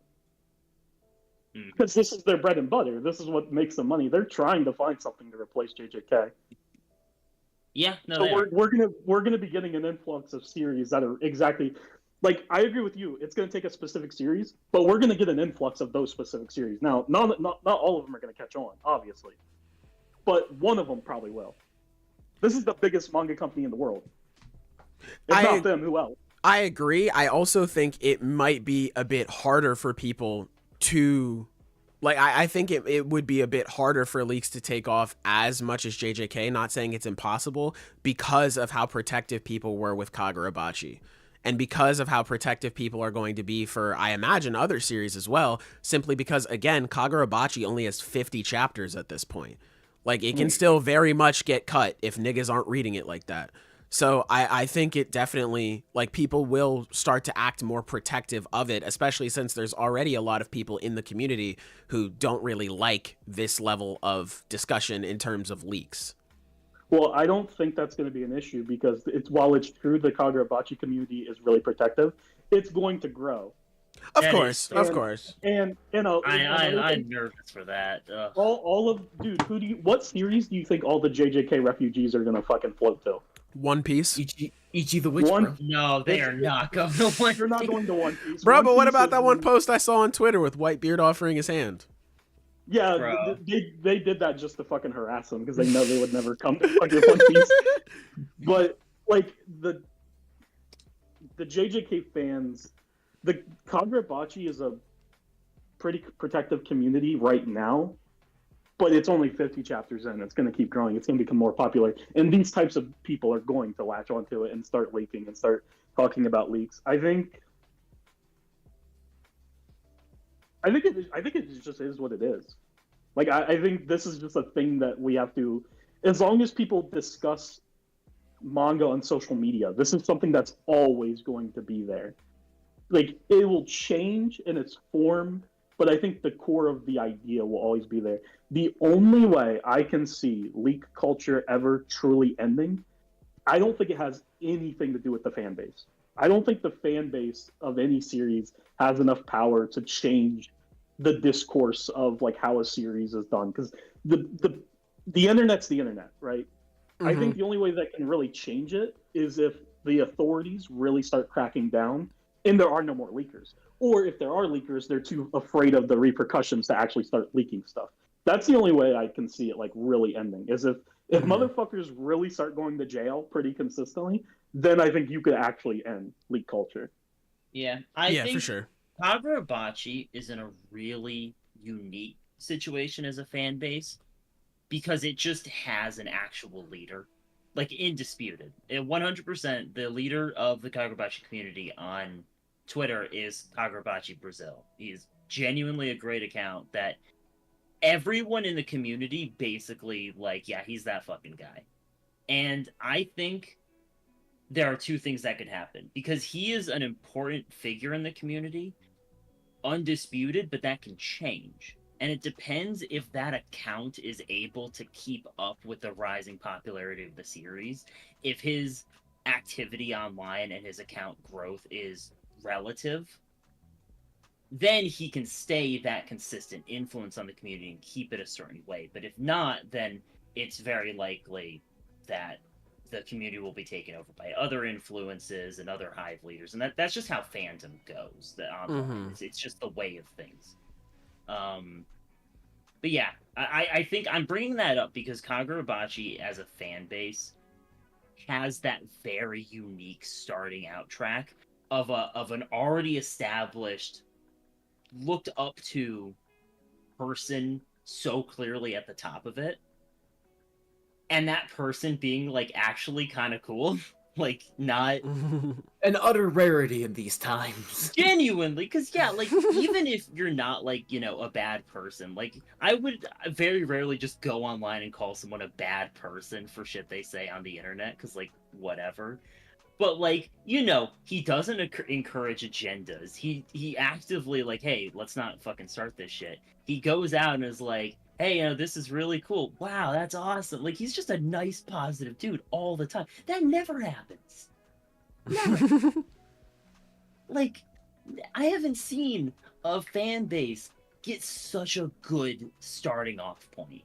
So I think if that starting off point goes well, it might be different. That's all I'm trying to say. Kagurabachi is in a unique position right now, and we'll see how it goes. It might end up the next JJK. That would suck. I would hate that, but you know, it could go that way. I don't think, and this is just my opinion, I don't think it'll ever be different because of That's fair. engagement. Yeah, no, that's fair. Arguments and power scaling and agendas, that will get you more engagement, and you get paid on Twitter. Yeah, no, it does. That's fair. It's like, you know, people will do anything for money. People like, more than anything though, they like novelty. And that, the fact that the fan base has rejected such things in that short time is novel, and that could be its own point of attraction. I'm saying it could go either way. I'm just saying there's the possibility it goes one way too. That's What all does this? What does this indicate about what each of us thinks about the nature of humanity? You know, It's pretty I'm, shitty. Question. I'm only barely kidding because Well, I wanna make it clear. I've been pretty negative and pessimistic about the whole situation. I enjoy it. Oh yeah, I think it's really funny sometimes. I think Well, leak okay. culture. I think leak culture is fun. I enjoy engaging with it. I enjoy looking at leaks. I enjoy reading the chapter when it comes out. This is what I've been doing for years, and it's like I don't think it's ever negatively affected my enjoyment of the series since the beginning. I think when I first got into leak culture, I didn't really understand how to handle it, and I definitely think I let it get on my bad side. But I mean, I've talked about this on an older podcast. I just don't, generally speaking, I just take it as jokes. I don't really care what people think. Like if someone's like, "Oh my God, One Piece, like Zoro did this, yada yada yada," it's like, okay, I don't care. Fair. You know what Yeah, I mean? 100%. I think One Piece is specifically a really funny one. Like they came up with sweat scaling, man. That's so funny. That's so dumb. It's beautiful. Yeah. I think the reason why JJK feels worse is because it has all of that stuff that One Piece has. But the difference is One Piece is genuinely a good series and has more to fall back on. One Piece is more than just no. I'm being dead fucking serious. I know. I am it's I know. dead We know. fucking serious. People are here to hear you talk, man. It's all good. One Piece is a genuinely good series with good character writing. Like, just there's more to it than you can get into it for the agenda piece. That's fun. But when it's time to actually take the series more seriously, there is actual legitimate, interesting discussions to be had surrounding it. JJK, it starts with the agenda piece, and very rarely does it ever go past that. Because what the fuck are you talking about? I agree. Like, it's all about aura, and it's all about bullshit. Like, it is what it is. I think JJK is unique in that aspect. It's fucking ass compared to One Piece. And even MHA. Like, I think JJK is worse than MHA. I think it's worse than One Piece. I think it's worse written than a lot of series that have this leak culture surrounding it. Same thing with, like I said, with MHA. MHA had this leak culture, but MHA still had interesting discussions to back it up that you could go to after the agenda stuff.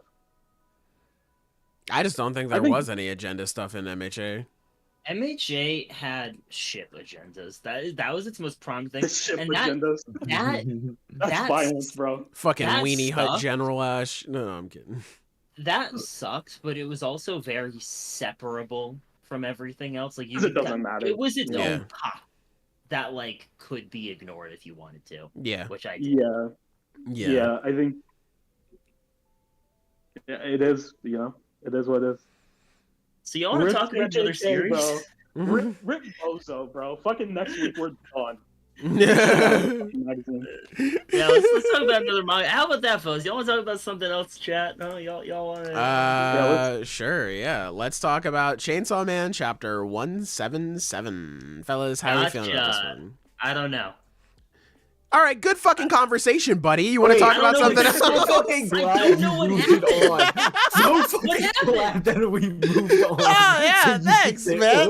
Anyway, what happened to this chapter? I don't know. I can't explain it. God damn. So what I think is going to happen is the Colossal Titan is going to come out of the Statue of Liberty. Yeah, I was going to bring that up. That would Don't, bro. We can't go back to ass, man. We can't. No, I think what That'd it is be so cool. Well, you guys know how popular multiverse stories are right now. Oh God, never mind. And Chainsaw Man has always been kind of a rip on superheroes. Like that's why. That's true. That is actually true. Yeah. Yeah. So like, I'm cooking here. Y'all just need to fucking let me cook. I don't want any of the food, bro. He's serving poo-poo platters.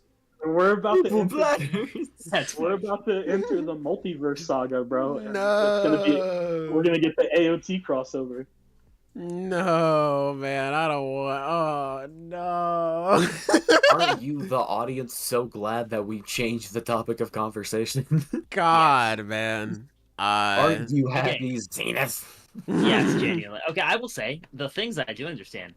Really loving this chapter. Like I don't know. This is just a cool little. It was really good. Here. I think it was really nice. And then I love that he runs away, and then he's like. He's just a troll. Yeah, he's just a troll, bro. Fucking Yoru is nice. Yeah, he's fucking screaming like, I'm gonna get my revenge on you. I'm gonna prove to you that I'm stronger. And he's literally just trolling, bro. He's Fortnite emoting. This man's crazy. He hasn't hurt like any innocent people yet, right? He's only hurt people that have come to attack him specifically. That have come to attack him, yeah. Yeah, no, I mean, because like there are people that he could have just left alone, even though they were coming at him in like part 1, for example. But yeah, no, obviously someone comes at him, he just kills them. Mm-hmm. That's it. Yeah, this is not even a question. Yeah, I thought it was really the whole line from Yoru, where what was it? It's just like children are their parents' property or something like that. Yeah. That was really interesting to see. Let me pull up the actual fucking page. Yeah, here. Children are their parents' property. No. Yeah, like just seeing Yoru's interpretation on this whole situation, and I mean, not really surprising considering like the things that she's been doing with Asa's body. Like even just, I think there's a moment earlier on in the series where she's just like, "How are you gonna do all this other shit when your body belongs to me?" And it's like, man, dude. Consistently, I mean, even if we want to take it back a couple chapters where her just like, you know, obviously doing the whole thing in the alleyway and her just saying like, I just did it because it felt good for me, fuck you, like consistently every single time Yoru is all about like ownership and things like that. And it has to play some sort of role, man. I mean, like, it even plays a part in her fucking power. Like, it has to play some sort of role as to, like, a major thing that's going to happen to her character sometime soon. Has to be. And a big thing is, like, again, these weapons are only so powerful because she does feel guilt for this. Yes. Yeah. Like, she can say that, yeah, this is only right. They're my property and all that stuff. But again, it's the guilt that makes them powerful. Like, she feels immensely guilty for all of this. And that's the only reason she stands a chance. So, you know, kind of just putting on a front. We'll see how it goes. I'm looking forward to when it necessarily putting on a front. I think it is similar to the, like, because just the fact that she was able to do it at all means that she believes she owns them. That's true. That's fair. Like, period. I think it's a complicated perspective where it could just be exactly like the same as the way that Asa feels about, you know, using her stuff, you know, using her college savings and everything. The difference is that when Yoru's using things that are alive. using her children. Even though she feels bad about losing them, it is still fundamentally their relationship is just not what we would call good. I think it's also, I could be wrong. I'd have to go back and like look through the entire story. No, there was a moment at the beginning. Because I was like, oh, not Yoru. Asa's like 2 main times where she's used this power. It's when she bought something, like when she bought like the turrets or she bought the aquarium, but she also did it with her uniform as well at the start. So like, there's that too. Probably bought that at some point. No, her mom got it for her. Oh, that's right. Yeah. Yeah, it was either her mom or her grandma, one of the two. But I just remember like, this is a gift. Yeah, so it's something has to play a part in that. I'm wondering if it is just due to her power. This is the way she interprets things, because that just could be a thing as well. I mean, yeah, she's not human. Yeah, because that was a big that thing makes for Makima as well, where Makima, like, how she was raised and stuff like that, along with her power, that was a pretty big influence as to how she literally saw people. So I imagine this is going to be a similar instance with Yoru, where Yoru doesn't really have that sort of perspective that Asa does, and that's why she's like so shocked and surprised at this happening. I think it could just be a situation where Yoru's like, damn, this sucks, but like, hey, it is what it is. I got to do what I got to do. So I'm wondering when there is going to be that moment where she's just like, I can't do that. Like, I can't make that sacrifice. I can't do that. That's too much for me to bear. I don't know. It's like every single time, it's like a contract. Every single time. Very fitting. So I'm just wondering what the price is going to be for her to not be able to sign that dotted line anymore. But that was one big thing that I wanted to cover in the chapter. I know people are waiting for it. Yes, Yoru, but there you go. I'll mention it for you guys. Anyway, we'll start to move on. Denji trolling, very funny, very cool. That's my goat right there. Yoru doing the bang. She said the line, very cool. End of the chapter, Really, man. sisters. Yeah, right. Sisters doing sister stuff. End of the chapter, man. Hey, man, if you're a part of the National Pistol Association, I'm sorry for you, man. You got one less finger now. I am truly wondering. Oh, go ahead. 2 less fingers. I love the dude at the start who's like mildly inconvenienced. Ouch. Yeah, he's like, ow, what the fuck? All he has to say on it. Yeah, what the fuck? Yeah. I'm so fucking persona pilled when I saw Asa pointing up. I was like, bro, she thinks she's Makoto from P3, man. What the hell? Has anything like this ever happened in the rest of the series? So the only thing, not in terms of this, I would not like this. Now, okay, yeah. the big thing with people being affected by a contract they didn't take part in is when someone like a kind leader of has ownership of them, like a leader. For example, governments are a big thing with like the aging devil being offered, people's lives. That's not like a thing. They were just gonna kill a bunch of kids for him. Like, that's different. Yeah. The big one, gun devil being summoned with the lifespan of American citizens in part 1. That is the biggest example. The other big example would be Makima's contract, basically killing a bunch of people. Like, those 2 things show that like leadership has something to do with what you can offer up in a contract.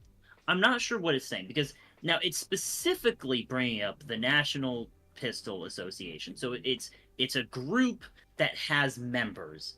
And by doing that, it's establishing, again, an organization with leadership. It's establishing that there is, a grouping. Not just, oh, these are people that have a pistol. These are people that use a gun. Like, that would be too vague, I think, for any terms of a contract. Well, it's the NRA. It is the NRA. I wasn't really going to go into that, but yeah. It's the NRA. Well, here's the thing. This is just politics now. No, it is. Yeah. Yeah, it is. Yeah. Discussing contracts in like the bigger scale contracts in Chainsaw Man they are politically motivated. That is just how it is. What? No, Twitter told me that I shouldn't look into things. You're right. I should just listen to the song anyway. Is that what JJK? Is that what leak culture told you?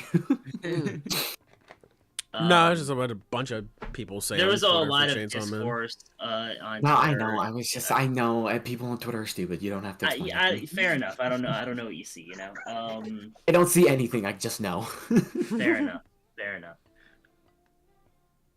But yes, the idea that it's the NRA. I'm just gonna call it the NRA. Yeah, the NRA is a group in America that has been historically very fanatic.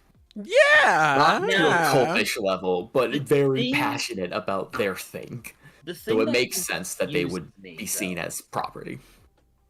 The thing that really confuses me, though, is I don't know how Yoru specifically has any ties here. Now, we can make maybe it's making some kind of commentary on America's relationship with war. I don't think America's relationship with war it's worth commenting on. Of course, it's had its hand in a lot of different countries, but also it's not particularly unique aside from its scale, so I'm not really... Maybe that's going into politics on my end, though. War's fucking everywhere. It sucks. My point is, specifically related to the gun thing, because Yoru's, like, if we're just looking at the plot, right?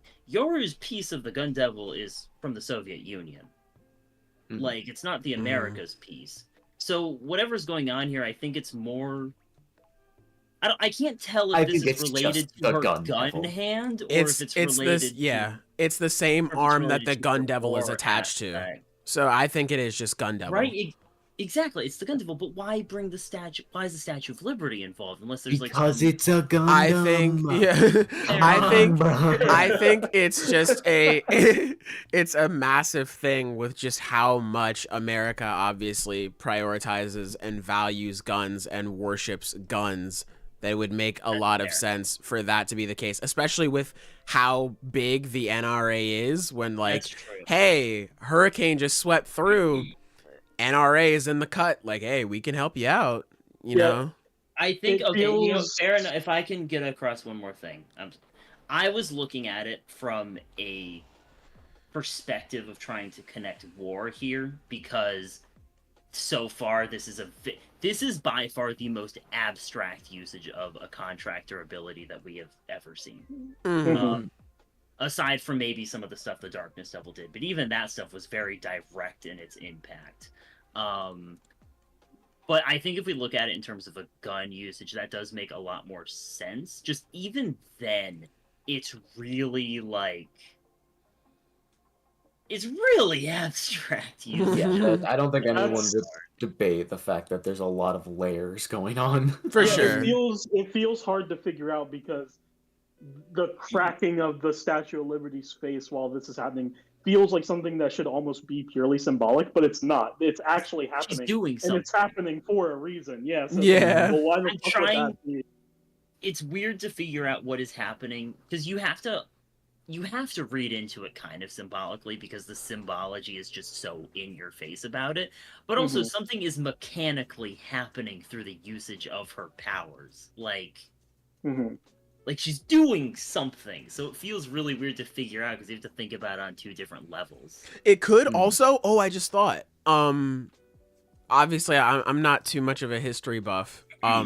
So where did the Statue of Liberty come from? Who gave it to us? France? France. So that was a sign of peace, right?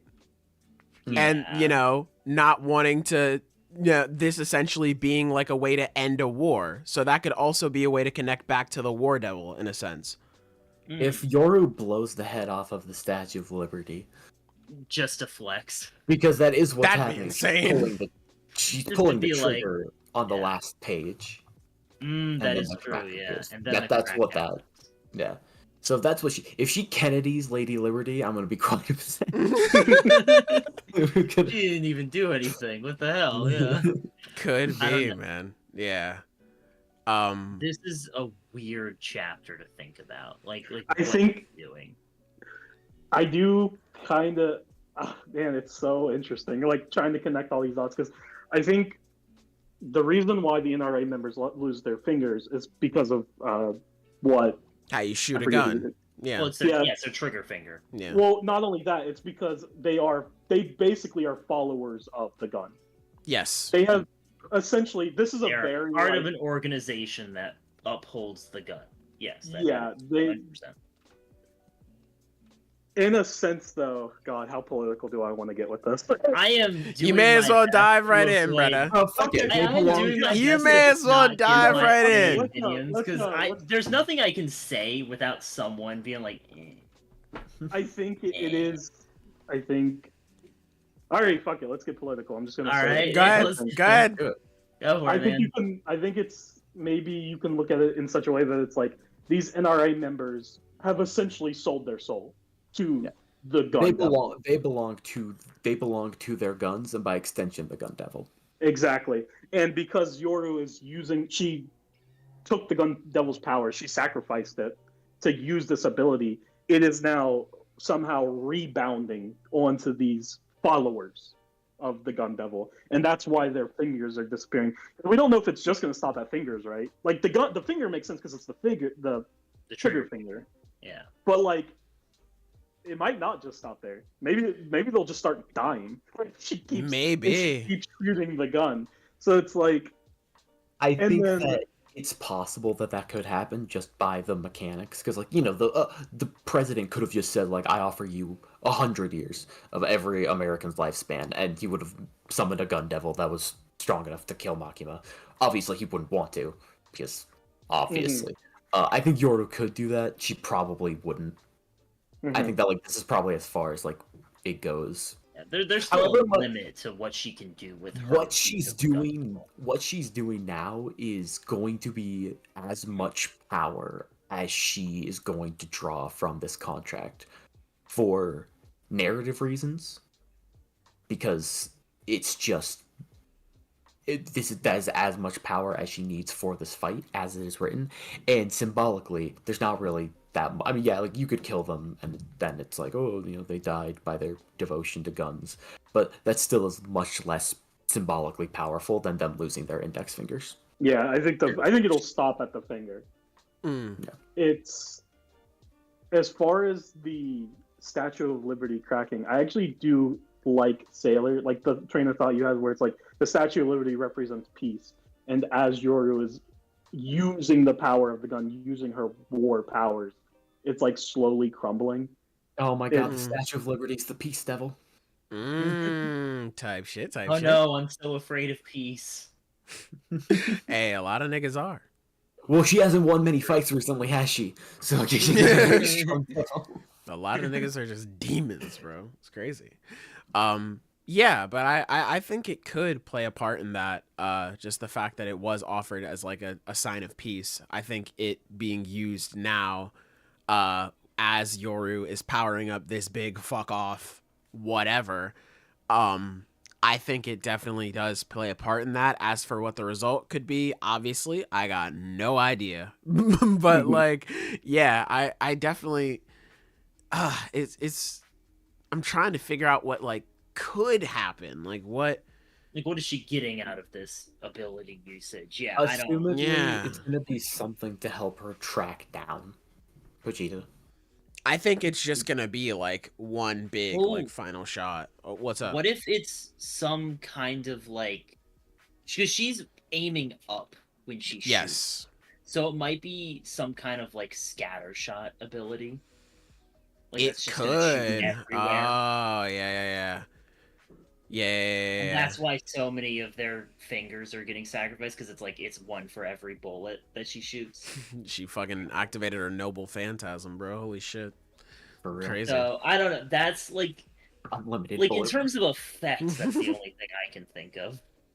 But yeah, because she specifically, it looks like she, like if she hasn't shot, she specifically looks like she has her hand on a trigger. And like with her and the Statue of Liberty obviously doing a very similar pose, I think it could just be a situation where something comes out of there. I don't know. I mean, I really, because I feel like this could go deep, because it could just be like War's relationship with the gun devil, obviously the child being hers, and human extinction attack. Yeah, she's just Kid Buu. Yeah, Honestly, yeah. yeah. But like it's such a, like I don't know how to even like explain it, you know, like with the Statue of Liberty being a product of wanting to end war, and then America's connections with guns and things like that, and Yoru feeling like she can control whatever she owns. And there was another big part in this chapter, or last week's chapter, where it was like I'm at a point now where like I don't even need to touch anything, like as long as I like think about it, or I can like see it or think about it, I don't know, but like I don't need to touch anything anymore to like make it my own now. So it could just be that. Maybe she is just making a giant, like a giant blast out of the Statue of Liberty. Like, I think this. I don't know. These last couple chapters, in my opinion, because I'll be honest, I have not been super a super big fan of part 2 for a large portion of it. mm-hmm. I think these last couple chapters definitely feel like a return to form for Fujimoto. It feels like part 1 in the sense that we don't know what the fuck is happening, but it feels like it's still interesting to like try to figure out what it is, instead of like, I don't know what's happening, this feels meaningless. Yeah.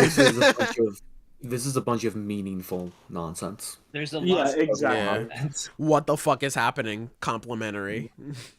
Yeah, this, I think this last couple chapters, and I think it's going to continue, feels, I'm much more invested now than I was previously. I'm really interested to see where this is all, what this is all building up to. Yeah, for sure. And it also helps that we're not on break too, so we get to find out on Tuesday what happens. I'm super excited. Mm-hmm. Well, we don't know that. We'll find out. I mean, we have to. We have to. I'm Really? pretty confident. No. Yeah, I'm pretty confident. Yeah. Here's the thing. I agree with you, but also I would not be surprised if we don't. Mm-hmm. Really? I think it is. The odds are 51-49. What do you mean? Okay, wait. What do you mean by we'll figure it out? I think we're gonna see what this big attack What is. she's doing. Yeah, like what she's doing. Okay. That I agree with. Yeah. That's Yeah. I thought you meant like we're gonna figure out what all of this means. Oh no. I think we're gonna. That's pretty. I think we're definitely gonna see it, but it's gonna be like up to our interpretation as to how this power worked. Go ahead, Zenith. What?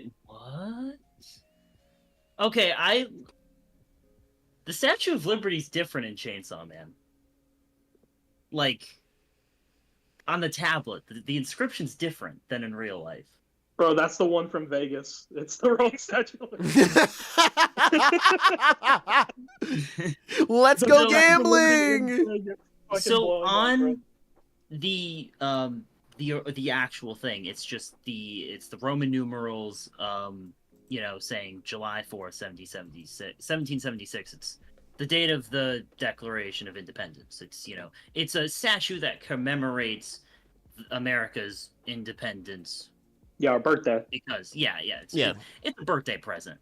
This has that, and then says another date in 1789. The bite of 89? So I'm what? Shut up. Shut up. So like, I don't. What does that mean? I don't know. What is? Because obviously, okay, it should be restated that Chainsaw Man is an alternate history. For example, the Soviet Union is still a thing in Chainsaw Man's war. Mm-hmm. What the fuck happened in '89? What the fuck happened in 1789? That would we gotta write this shit down on there. Yeah.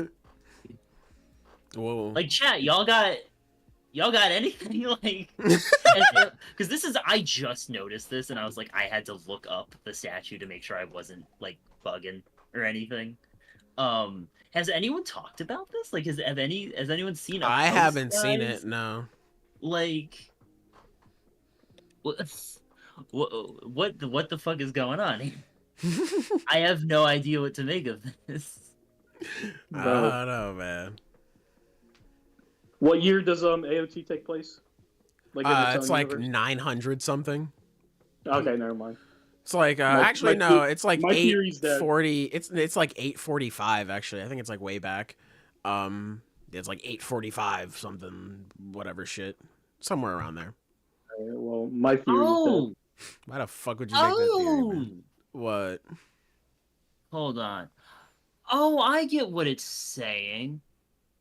So it says, July 1776 is our independence, and then there's like an equal sign, maybe that's what those two lines could be. And then it gives I don't remember. I think that's 14. the 14th, but that says Juliet if you want to read it, but that's just July in French. Mm. And it says 1789. So is it saying that's like the date of some sort of moment of French They took a independence? lot longer. They took a lot longer in this time. world. So I guess like maybe in this alternate history there was some bullshit they had to get independent of, or that they did get independent of. Oh And wait, they're like- fuck me. No, I think that's the Bastille Day.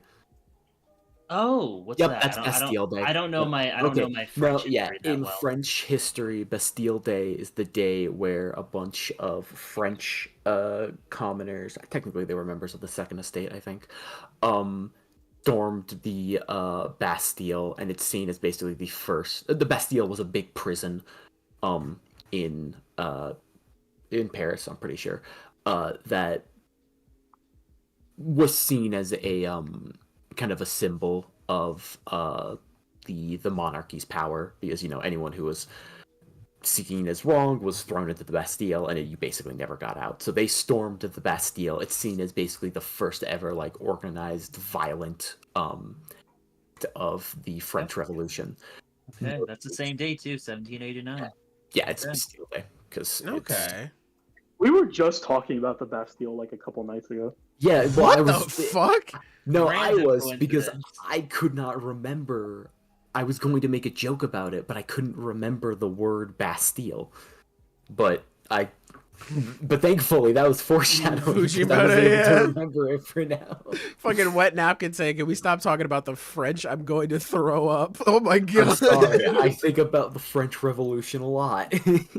Hey man, that's cool. Yeah, okay. And it finally came in handy. Okay, so they Yeah, have man. they have Bastille Day on it. I wonder why though, because it's not on the real world one. So Now, Fujimoto's unfortunately, been there that for a may reason. just be Fujimoto being Fujimoto. That's possible, but like this stuff tends to matter. Like again, the Soviet Union being a thing does matter to Chainsaw Man. That's true, Yeah. but this is a confirmation that at least one major event in French history still the happened. constant. Exactly. Yeah. Here's the thing: Bastille Day, the siege of the Bastille is literally like Impel Down. Hmm. In the sense Okay. that I they I released. accepted you saying that way too easily. I'm sorry. What- They released a whole bunch of criminals, and it was a very meaningful political action. But also, a lot of those people were just criminals. Like that was Yeah, a lot of bad people just got out though. It's not as though they were all Fuck. political prisoners. There were just a lot of actual normal fucking I criminals. think. Well, here's the thing, because I see where Xeno's coming from, where it's like it feels like it could matter. The reason why I don't think it will is because nothing has had anything to do with the French at all. Mm-hmm. That's possible. Yeah, that's true. It's very American centric, Mm. Yeah. Yeah, I truly would not be overly surprised that that's just what he wrote on it, because he knows the history of. Especially, I think it lends more credence to that. Maybe he just thinks it should be on the real Statue of Liberty. Like he was looking up like references for the Statue of Liberty to draw it, and he was like, "Man, that's dumb that's not on there. Let me just put The that on." there." reality is, Genuinely felt very strong. This is the most like the strongest political opinion that he's ever given in this series. It's like, man, Bastille Day doesn't get enough recognition. I think I'll tell that you what there's for. something important that we have to remember is that Fujimoto is Japanese. He's from Japan, and he has, according to all known sources, lived in Japan all his life. It is not overwhelmingly. He has a grandma in Italy, and he goes to Italy to visit. That's a weird detail you know about him, but all right. Well, I remember The it point specifically. is Hold on, that it's really funny. He specifically goes there so that he could remain in her will. He said that in a volume extra. It was something like that. Okay, so It's memorable, right? One has to acknowledge the fact that he does not have a comprehensive knowledge of the history of America and France. Yeah, but the nigga also has a computer. Look that shit true. up. Crack open a book, bro. Even then, just using the internet does not give you an idea of the comprehensive history of a nation. A lot of people in the nations they live in don't have a comprehensive knowledge Of their course. nation. So I think that I think he knows that Statue of Liberty, represents a whole lot of stuff, and that it was a gift from the French to America. I don't think he knows everything. Yeah. I think specifically because you were saying, Sailor, that the Statue of Liberty is a symbol of peace. I disagree, in this case at least, where it is a symbol, especially with him noting Bastille Day on there. It is a symbol of violent revolution.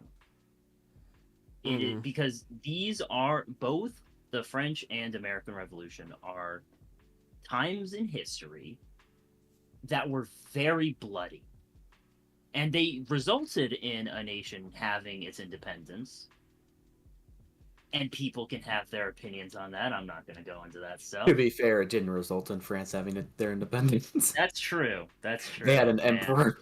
I forgot about the emperor bit. I need to actually read some French history because The French Revolution is a very big load of fucking nonsense. That's true. But they were just doing shit. Which makes it very hard to read meaning from, because it is such a... Even the Bastille Day. Bastille Day is French Independence Day. It could arguably seen as the first failure in the very large series of failures that was the French Revolution. My point is... Sorry. What you think about that determines a lot of what the meaning you could derive from referencing it. Because if he believes that it was successful, then that's very different than if Fujimoto believes that it was a failure. I think it is what Fujimoto is saying here, because even just going to the NRA, the NPA in this case, where America is so tied to guns specifically because it is a young nation, and it is a nation that was founded on a war that had guns. That is entirely unique. There have been a lot of countries formed within the last century, but it is a country that when it was founded, one of its main things was, hey, we won this war with guns. We should have guns. Guns are pretty important to us, and that is foundational to the entire gun politics and stuff going on in the U.S. And that's important because it's showing the Statue of Liberty, which is a symbol of that violent revolution. It is a symbol of a war for independence. And I don't think in this case it matters whether or not it's successful. The point is that the war happened because war is such a prominent theme of part 2. It's the war. Yoru is the war devil, And that's what I think it's trying to comment on. France. Oh, wet napkin. His grandma was in France, actually. Thank you. You know France. What? That does, yeah. Yeah, friends of France. Makes a lot of sense. So, I was misled by my friend. Maybe Fujimoto did know what he was talking about this whole time. That's so possible. My point is, there's a lot to read into this. I maintain that he might just not fucking know what is written on the tablet, or he just didn't feel like writing it. That's possible. Hey man, I'm just enjoying the fact that we're talking about something else besides JJK, bro. I also think it is very funny because I agree, Xena. They're all valid points. My general point is that a lot of it is up in the air, and as has been proven in Chainsaw Man, sometimes shit happens by accident. or parallels or symbolism is just not thought out that well. Like all of that has to be considered, and it's fun. Yeah, he had a whole one shot about that. Yeah, because we're just theorizing about it, right? Yeah, All the I mean, ideas, I'm fine if my theories are wrong. yeah, all the ideas we're talking about in general are just like they're just interpretations, and we'll see where they go, where they don't go, etc. But I do want to say that when you were talking, I had a very the vibe was very game theory because you were talking about like the war and importance of like guns and everything, and I just kept expecting the moment where you were like, and how that relates to Chainsaw Man. That's like less of a flashbang, now I have though. to make a video like that. That's less of a flashbang, though. If it was just like, all right, now let's talk about how that makes it to Kirby or something like that. How does this connect to Minecraft? Yeah. But it's just it's funny, obviously, yeah, because Chainsaw Man is a series that is more obviously related to that stuff. It is but it is also like I genuinely forgot for a little bit. We were talking about Chainsaw Man. I clicked out of Discord to look at the chapter, and I was like, "What the hell is this?" It's interesting because out of I think every like big shonen out there, Chainsaw Man is just the most overtly political. Oh, absolutely. Yeah, by absolutely. far. Yeah. I don't know, man. I think Kaiju number 8 makes some pretty inflammatory statements about kaiju. So true. I don't know. This is a lot. This is a lot. Yeah. Don't join a group. That's all you can really take away from this. Don't join a group. Join a group. Don't join a country. Don't forget that Baylor has the right to use all of you in his contract. Yeah, you better fucking get that together. Yeah. As watchers of this podcast, you are all his property. No, not me. Shit. I don't even like him. What the fuck? Yeah, that's why I'm not subscribed. What the fuck? fuck? I'm literally not a subscriber, bro. Whatever. What the fuck? I ain't gonna lose my foot when you make a contract with a toe sucking devil or whatever. Bro, you don't think that's a worthy cause? No, I'll be honest. We're supposed to be in this together. Real, bro. I'm gonna keep it real, bro. I might have to join up for that one, but okay. You're not getting it. You aren't getting any part of that. Bro, I can help him get something out of it. Yeah, it could be a part of the contract. If it's 2 people, then everyone's gonna have to lose both of their feet. Failed. That's a sacrifice I'm willing to make. Yeah. All right, well, everyone, you know exactly what Sailor and Dago think of you, so watch at your own risk, I guess. It is if you want to lose your feet so that our weirdo friends can get their kinks satisfied, smash that like button. Hey man, y'all are be feetless, but we'll have our feet, both figuratively and literally. You know what I'm saying? So it'll work out. That's fucked up. Why would you say that? We're supposed to be all in this together. Bro, we aren't. That's fucked up. We should lock in. I just want it to be known to everyone watching. Zenith and Sky would fold in an instant if it was a devil they wanted to make a contract. Yeah, if they wanted to make like a contract with like the armpit devil, they definitely would have been down. Yeah, Zenith would be all over that. You guys have no idea how much Zenith Don't try and separate this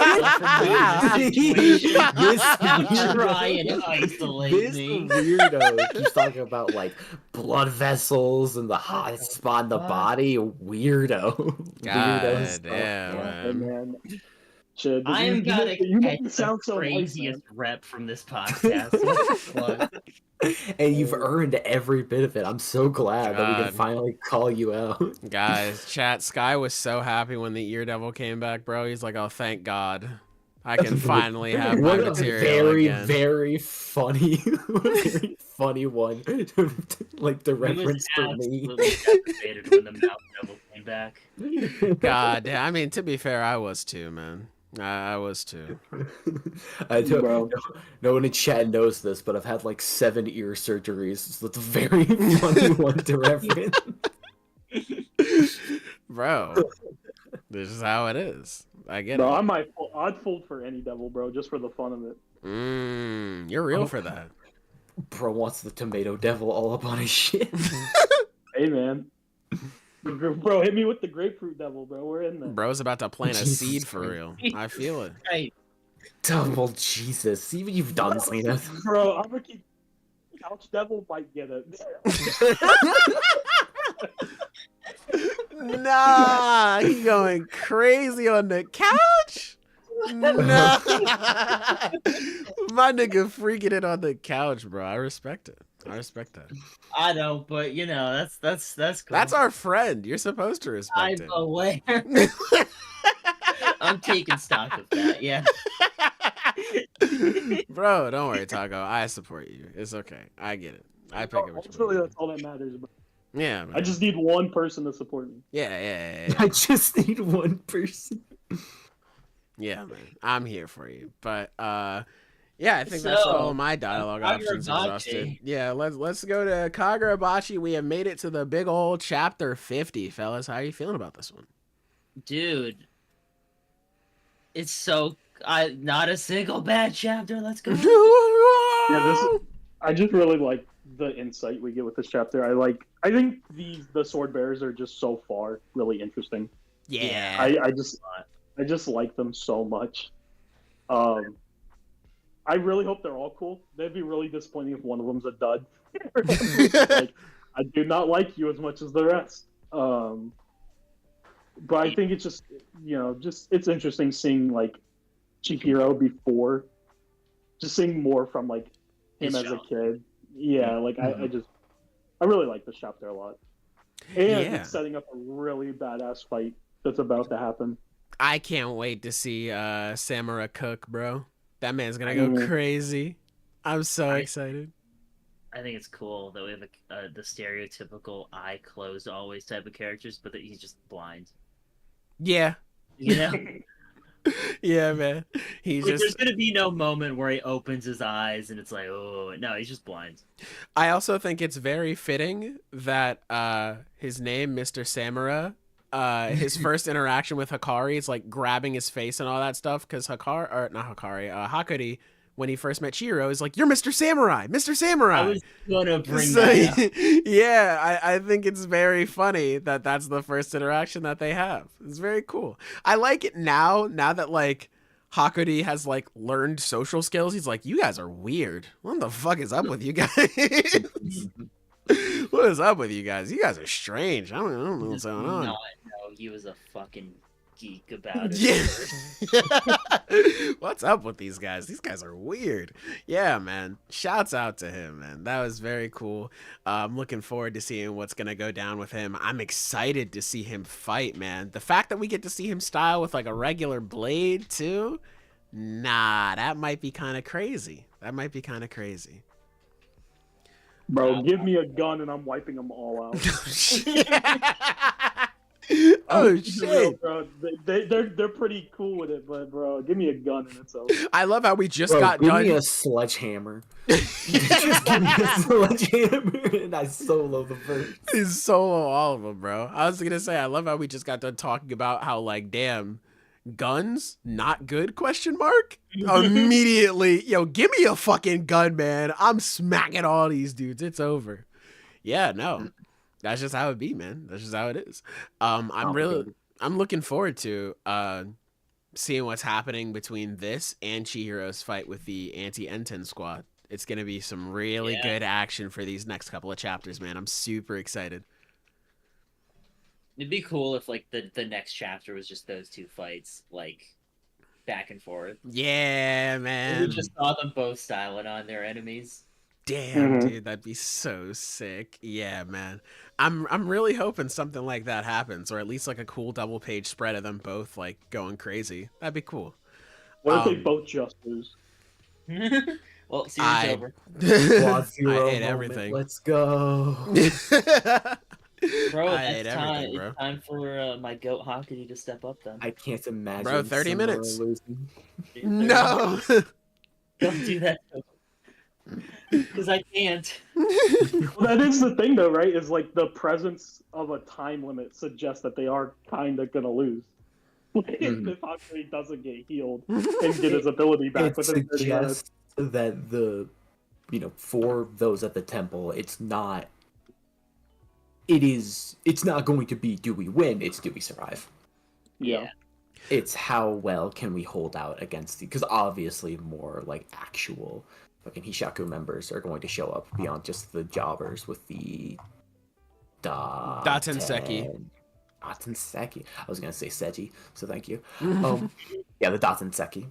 Yeah, I think next chapter is gonna be Samura utterly slaughtering them. Probably intercut with Chihiro, and then it's gonna end with an actual Hishaku member showing up. Maybe 2, maybe 4, maybe 20.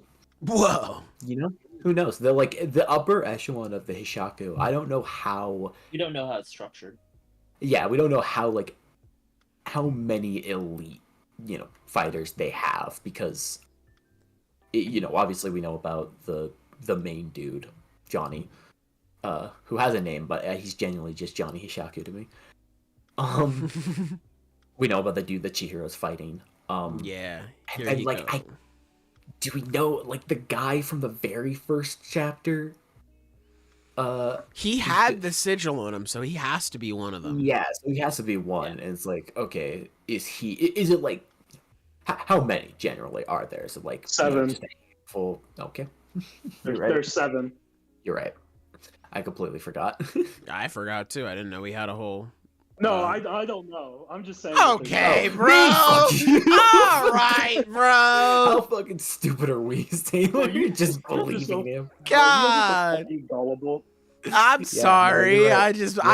I literally said 2 minutes ago, I believe in you, and you lie to me. What the hell? What is your problem? I want to make it clear. I did lie, but not maliciously. I'm guessing that there's 7. I am hypothesizing that there are 7 members because it just sounds like a good number, Bro, I'm hypothesizing that my foot's gonna reach your colon. Oh my god! So far up your ass. Well, gotta have a good number of enemies for the amount on our, good guys. So that makes sense. Yeah. Actually. Bro, Chihiro's gonna kill all 7 of them, bro. No, 7 is a good number. I think too much I think it's more likely the to new be 7 deadly sins. Well, because there's gonna be. I'm assuming that the final bad guy is going to be wielding the civilian slaughter 5,000. Yes. And that just makes sense, and that leaves 6 enchanted blades on the good guy's side. So 6v6 maybe? I don't know. Yeah. Somebody's got the child forsaken. You know what it is, guy? Oftentimes, it's not what you say; it's how you say it. Yeah, no, I think you would do really well in politics because I just believe. W politician. Pop off in chat if you'd vote for Taka. Man, fuck you. All right. Fuck you too. All right. I'd vote for you, Taka. Man. Yeah, see, and Zenith has terrible judgment. literally the meanest thing anyone's ever said to me. You would be great in politics. I don't think you would be. I'd vote for you. I think it'd be maybe funny. you should just be less good in politics, bro. Cooked. You're right. I should be. Is that what we're calling the guy from chapter 1? Hat Shaku? That's funny. Hat Shaku. That's pretty funny. That should just be his name. I'm actually mad if it's not his name now. Damn, that's pretty good. Yeah. Right, you mean John Hishaku? Get the fuck out of here. Yeah, man. Hell no. Yeah, this chapter is just super interesting. I'm really liking that we're actually we have a set time limit on Hakuri's magic returning back to him soon. We're gonna get the enchanted blades in here. It's gonna be really cool. I also liked how at the start he was just where he first met Chihiro, he's like, you reek of Rokuhira. And then now he's just this guy reeks of Chihiro. It's like Chihiro's becoming his own person. It's cool. That was the thing that his dad wanted him to do. It's really cool. I like that.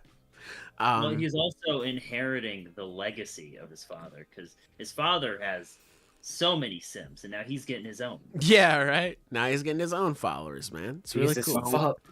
When do we find out that his dad was the main villain all along? Probably when he is. made the baby bisector 4000. That's probably. Yeah. Like, he just is. I'm gonna say it. I don't think it was a great move. Well, I'm gonna be real, bro. The story's still treating it like he's a fucking hero, which, you know. But that's the thing, is Yeah. that we are still at the point where all Chihiro's interacting with are people who were on his side during the war, and Sojo. And it's all people who were friends with him, who were on his side, and, believed in the same things. And they're all calling each other heroes, but so far we've seen that Rokuhiro is the only one who has, like, really expressed the opinion that... regret. Yeah.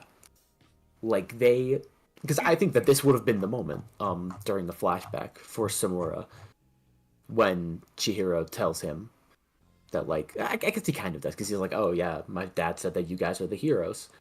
And Samura's like, heroes. Nah, tell him he's the hero. All I did was wield it. And that could admittedly be, okay, hold on. Ignore everything I just said. I'm re-downloading all of my ideas. Okay. I think that, because I still believe that during this arc, we are going to have some form of Chihiro really chafing against his father's actions or the ideals that he held, back then when he made the weapons. Because so far, he's only really had to do that against Sojo, who is insane. His whole thing is that he's misinterpreting it in accordance with his own ideals. And the problem is that Rokuhiro created weapons that allowed for that to happen. Yeah.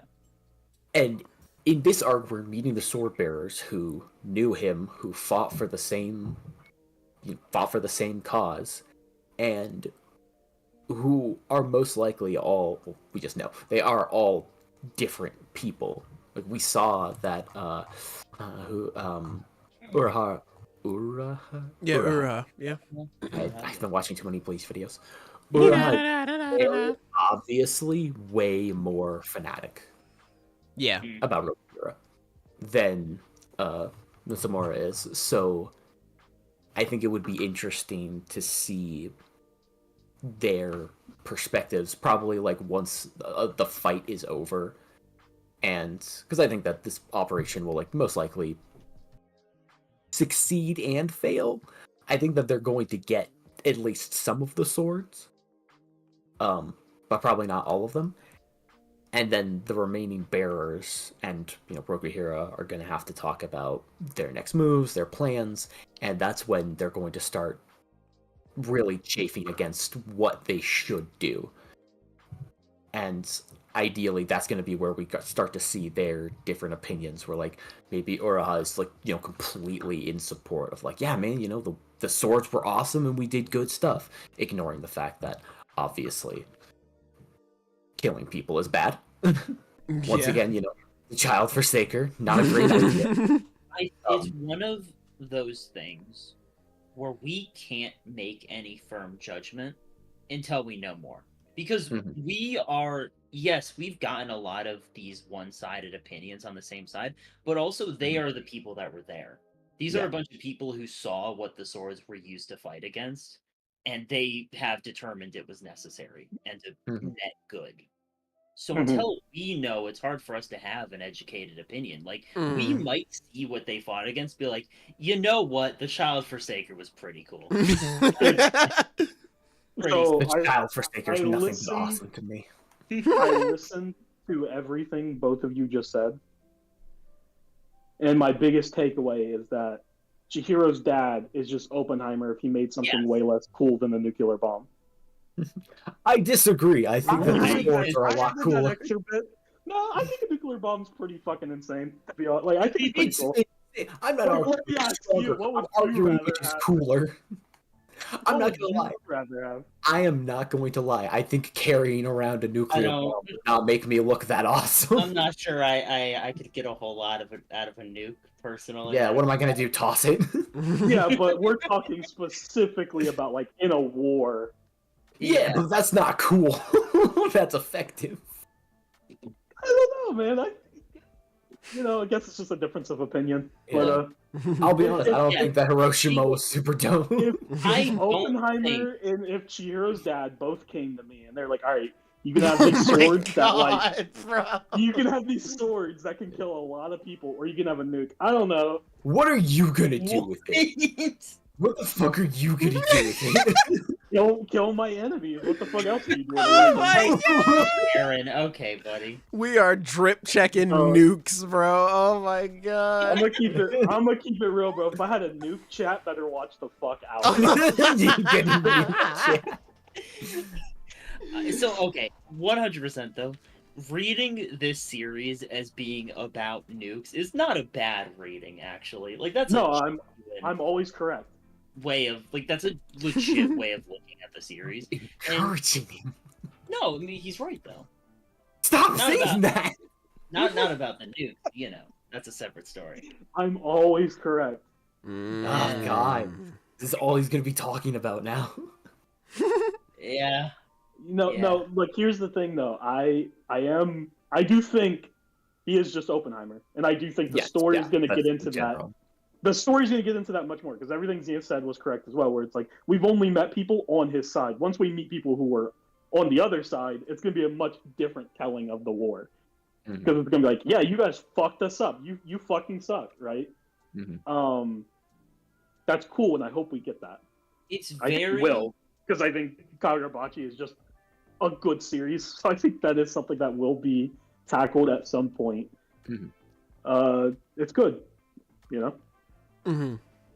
It's interesting that the arcs so far, because we've had the stuff with Sojo and then the auction. Yeah. And Kyoto. The Rakuzai. Right? Yeah. The Rakuzaichi, yep. the auction roadshow.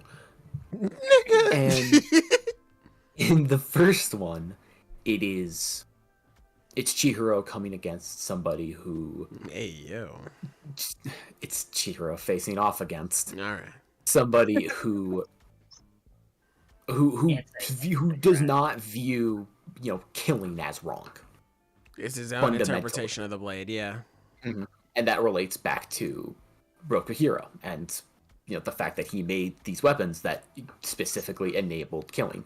And then the Texas Auction Roadshow focused on Hakuri's relationship, focused a lot on his relationship with his father. And how he was Kyora, right? Kyora, yep. Yeah. Kyora Yeah. Sazanami. He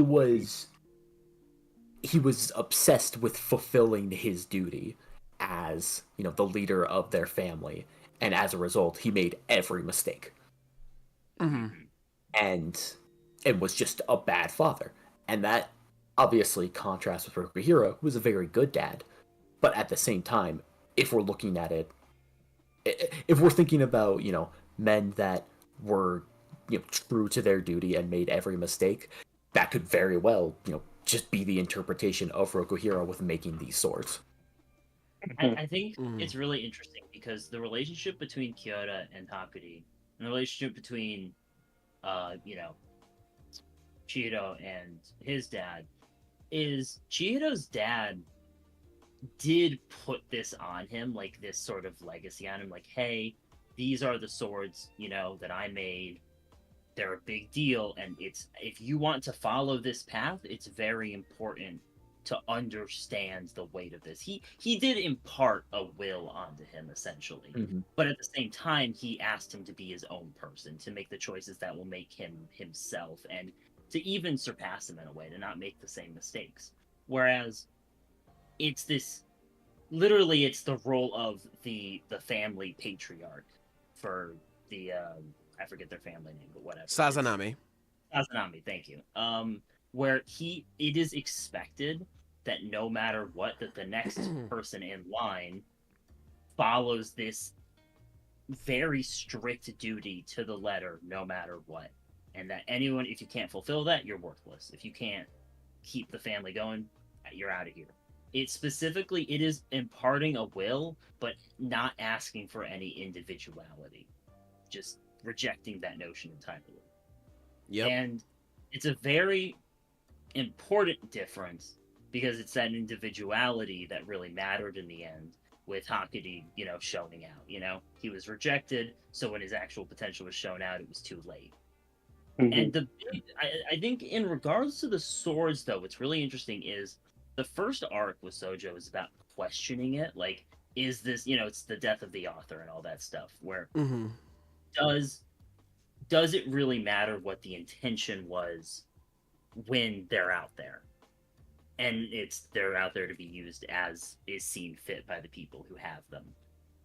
But the Rakusaiichi arc is almost the reverse of that, where it's almost about justifying Chihiro's views. We're not necessarily... I guess it's less about justifying him, but more about the importance of justifying him. We're like, yes, we have people like Soji, you can't get away from that, but that doesn't mean they just need to be given up. It is still a good thing that Chihiro has Enten and is doing what he's doing. It is about his heroism. But like, even literally, then, the ending of the arc ends with him like selflessly just going in there just to risk his own life and save those people, and he couldn't have done that without the speed of Enten and it's like, spiritual energy and stuff. Like, yeah, it's your own interpretations of the blade, like what the power is for. Yeah, that's true. But even in that arc, which I'm not saying this is even disagreeing with you, but then there's the whole thing in that fight, Kyora using the other sword is what made that situation so bad, because so difficult. Yeah, it's a really interesting thing because anytime it goes one way, it shows something to swing the other way. Be like, hey, it's a constant back and forth. Yeah, and that's just how the something like swords- this is. Yeah. As a part of the power system, as weapons, the swords are really interesting the way they're used in the story, because we're constantly told that they're like a necessary evil, because the people who won the war used the swords, and they've established a level of peace, they've established a functioning society that we've seen, that it's like these swords were necessary. But now the entire conflict of this entire story, from our main character's perspective, is because these swords exist. So it's like they were necessary in the past. They were really important in the past. But now Chihiro has to like think about, it's like, well, fuck, do we still need these swords? It's like he's using one. Yeah. This like he can't even accomplish his goal without using one. I think it's just a really interesting dilemma. I think I don't think there is a right answer. I'm curious. No. I mean, is there a right answer for the situation we're in now with nukes? They exist. What the fuck do we do? Well, I'm curious what the author's name is Hokuzono, right? Yes. I'm curious what Hokuzono will do with that question. Yeah. Because in my opinion, it's like, war is how awesome. do I even exactly no? I think it's one of those things where once they're there. You can't just take them away. You know what I mean? It's like, even if they destroy the swords, I don't think it solves any issues actually.